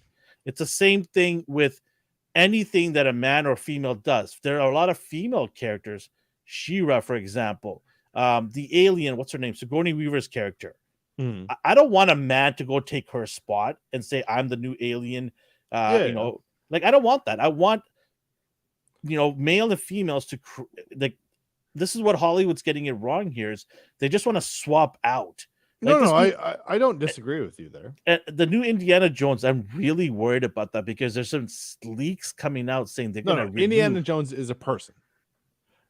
And what I'm saying is there's been leaks coming out that new movie is going to erase his legacy. Yeah. And put a female in his place. By time traveling. No, that's dumb because Indiana Jones is a person. That is a character, that is a name. It's like if you took Laura Croft and you went, oh no, it's Larry Croft. But James Bond is a male name. No. But it is an idiom. It is a pseudonym. James Bond is not his actual name. That is whoever is in the 007 rank. That is a number. That is in. So, but hold on. Okay. Sorry, go ahead. James Bond, from my understanding, from just a casual observer of someone who has played all of the games, 2 of which were good, and watched all of the movies. James Bond is a pseudonym of the person who holds the 007 agent number. And when you get I'm gonna horrifically condense the explanation of this, but essentially 007 is okay. Well, this is now, it's not a rank, but it's you are now this this is your agent number or whatever. So it is a placeholder. It has James a rank Bond attached to it as well. Yeah. But like James Bond isn't his actual name. That is just who 007 is, which is why that's the canon. 007 is just a nickname, just like James Bond. Yeah, exactly. But that's why they've said like, oh, well, that's why so many different actors play them, because that's just the person playing that rank. So having a female play it, if they again, I'm not saying like, oh, just put a woman in it because they need to be. Like, I'm not saying that at all. But if they get someone who's going to be a fucking badass and is great casting and the writing is phenomenal and it makes sense and whatever, the fact that they just have a woman in there, it doesn't not make sense because it's just a name. It's just a moniker. No, but it tramples agent. It tramples on what the it doesn't. It doesn't. Those all of those agents. What it does is all of those agents and all of those stories still exist. It doesn't take away from it. It doesn't discredit them. What makes James Bond really popular? A nice suit, being suave and debonair, and killing motherfuckers and treating women poorly. Exactly. So you think Hollywood's going to allow that to happen? You think a woman's going to be able to treat another one poorly? When's the last time we've seen that recently? No. And this is why talking about in Hollywood or just in general? In Hollywood. Talking about Hollywood. Hollywood will not. If you want to see a woman treated poorly, you watch any movie that's ever been made in Hollywood. So I don't think that. No. What I'm saying is, you're not going to get a female to go. I'm saying the chance is low. No. I'm not disagreeing with you. I'm saying if they get. I don't even want to entertain that thought. Wonderful casting, wonderful writing. No, you're Of course, I'm being devil's advocate right here. There's nothing wonderful about taking what a lineage of men have created and just inserting a female in there. That's just lazy. I've already given you an example of a spy agency show, a movie they could do to make it better. It's called Charlie's Angels. The lineage of what men has created is nothing to brag about. No. I'm talking about James Bond specifically, and not in general. James Bond specifically, yes. I'm saying that's all I'm talking about. Yeah, and I'm Nathan. What's your opinion on this? You're the biggest fan here. So I'm saying it's possible. I do want to clarify the movies are different from the books. in that in the books, James Bond clearly is his actual name, and that there are tons of other 00 units that are just as important as James Bond. He's not the best. He's just one of them. We see that in From Russia with Love, where the Russians are deciding who to send as their spy to fake leaking information. And they decide 007 because he's known to be a bit of a womanizer and they can make a scandal out of him. Yeah. But in the movies, up until recently, because Daniel Craig's Bond screwed up the whole theory now. But up until recently, the whole idea was that every James Bond, we don't know what it is. Is this just a new actor playing a different Bond? Is this some new universe? As in, like, just entirely different story? Is this a code name? Like, this is the 007 moniker plus James Bond is the name attached to it. Like Justin said, we don't know what it is. But with Daniel Craig's Bond, maybe all the other ones are, but with Craig's Bond, it is specifically that is his name, and this is his own universe because he's got his own beginning and end. Yeah, and they screwed it up big time. They screwed it up big time with that. So it's still a little confusing because we don't know what the other movies are like. Like do they follow with the same idea of Daniel Craig? Is that all the other Bond actors are in their own contained Bond universe, or are these just same moniker? We don't know. But in my opinion, I think Bond should be male, but not because of the legacy of it, but because Ian Fleming wrote Bond as supposed to be kind of the ideal masculine of the time. Yeah. And the movies have changed that. So throughout the years, you can see what that time, whether it's 70s, 80s, 90s, what they thought was the ideal masculine archetype. And it changes. And initially, for example, you see Bond smoking at a time where it's quite a masculine thing to do, to smoke. And over time, that gets faded out. You see how he interacts with women while he still very much is dominant. That's because men generally are considered, you have to be dominant to be viewed as very masculine. And that is maintained today. And I'd be interested to see what a Bond movie would be like in 10 years from now.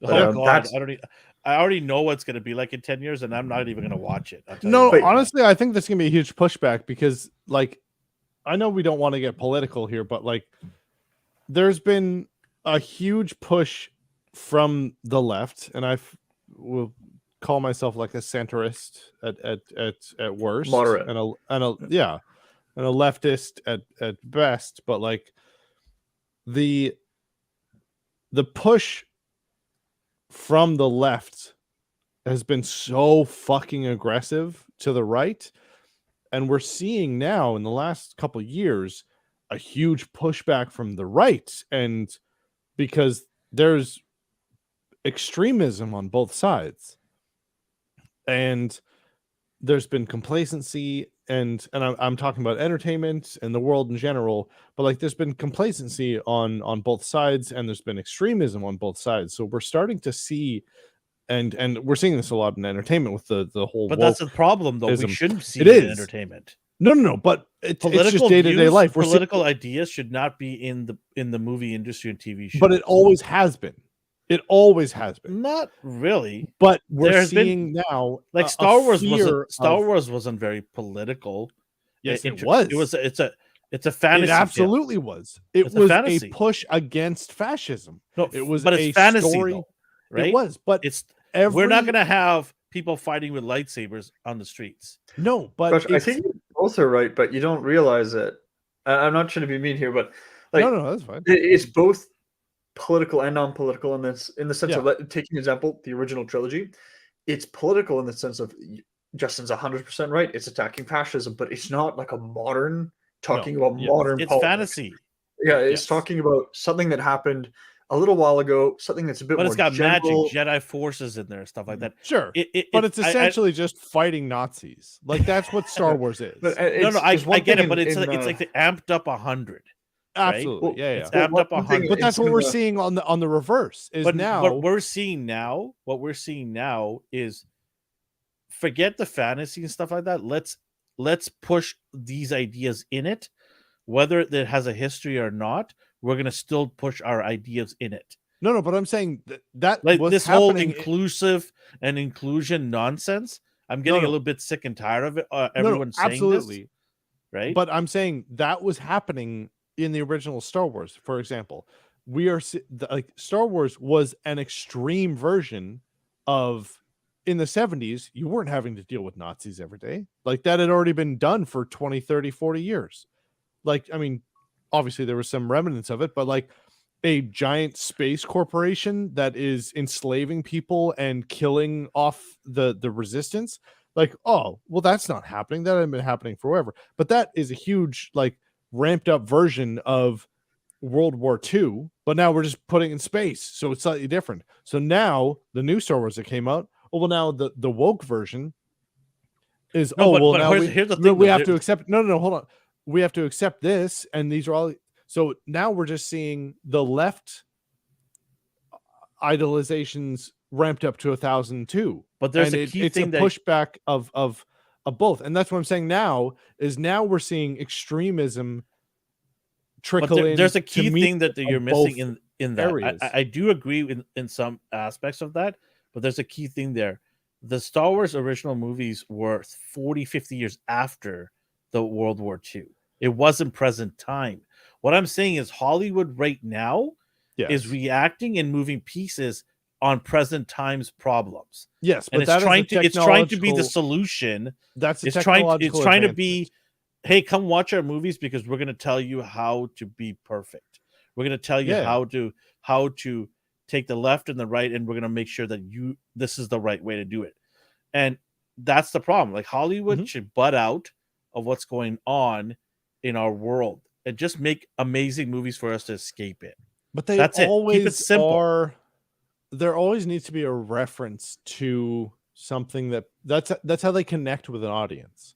And while then do based on true event stories to connect to audience. Yeah, but those are boring. But don't make no, you can make fantasy movies fun. Those don't like sell. Willow could have been a great movie. Fuck off. Willow could never have been. No, you take that back.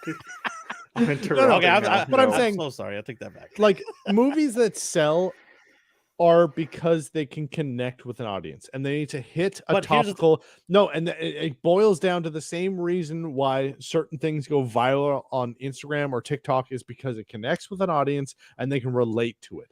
And that's what Hollywood has been doing.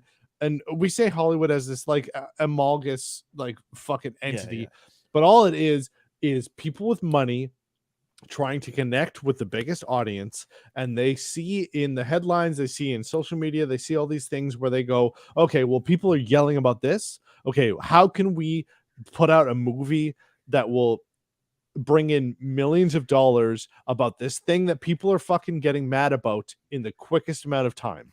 And that's why so many writers and directors get fired like within weeks of working on a project, because they go, okay, well, we need to put this movie that people are talking about right now out in 6 months.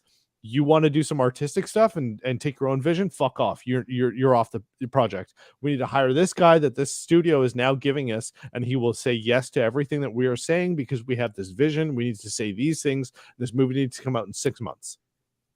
Justin's right. Movies need to be relatable. That's why the boy in the 80s striped pajamas is so relatable, because we've all worn striped pajamas.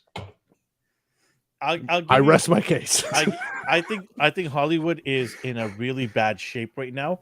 The Hollywood industry is actually tanking. They're losing a lot of money. Absolutely, because it's relying on old technology, and it's being beaten out by free content.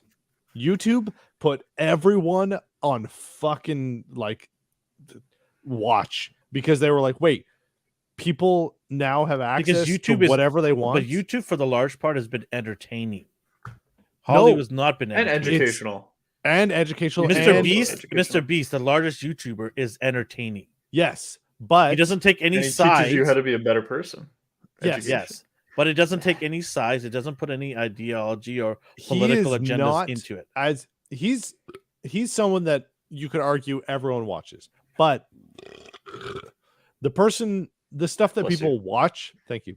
The channels and stuff that people watch are, and this is a huge like fucking deep dive on what's wrong with the world, but the channels and content that people watch are built by a robot because they talked about something or they liked a video, and it then people get fed what they already like. The algorithm, yeah. So that the algorithm feeds them things that they think that they would like, so that they stay on the platform longer.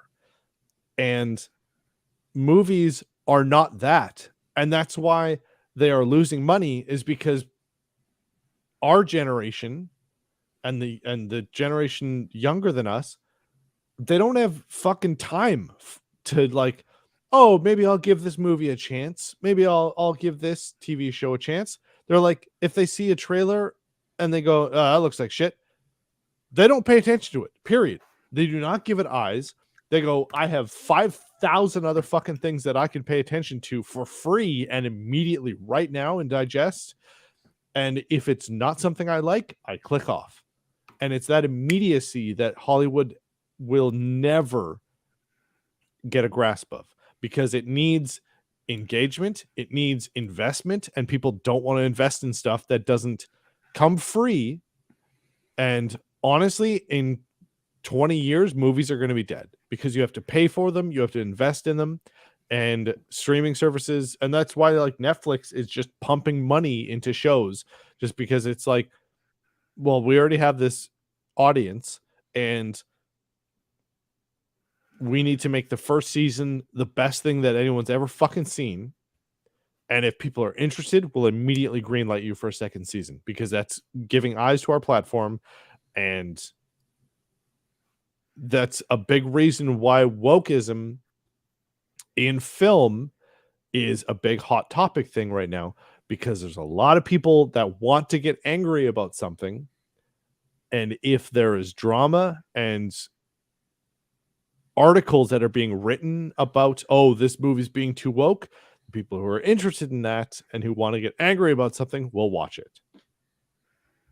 And it's not good writing. It's if we touch upon this next week, I think I'll add to it, not tonight, but next week I'll add to why, now I disagree with it, but why it's financially good for companies to go woke, because it increases it's sensationalism. Investment. Yeah, it actually is good for investors, but I'll go over that next week. No press is bad press. Or no. Bad press is good press. yeah. Because it's still fucking press. But yeah, we'll go into next week because we are long here in the tooth. Jesus Christ, we're 3 hours. Yeah, we'll end it today here, but it was a good conversation. Bad Batch, Mando, fantastic. It was good. Great episodes. Good reviews. Go check it out, everybody, and come check us out all the time. We're just excited to talk about pop culture and not politics. We try to take the politics out as much as we can. No, but sometimes we don't talk about politics. But they both they cross platform, because that's just the world we live in. I've heard a line and I love it. It's if you go woke, you're gonna go broke. You're not wrong. But we'll touch on it next week's on the Cantina Bar. This is what its Cantina Bar is all about. Kind of separate ourselves out there and talk about what's going on in the world. Yeah. But say bye, everybody. Nathan and Justin. Bye, I'm gonna go watch John Wick and you are. Apparently, Burger King is the only thing I can order right now. Oh, that's Whopper's not bad. Birthday cake. No, but it's only breakfast shit. I didn't know they did breakfast stuff, so I'm gonna gamble on that. At 1 a.m. breakfast. Oh, I don't know if you want to gamble on fake eggs. All right, everybody. Have a good night. I might die. Bye.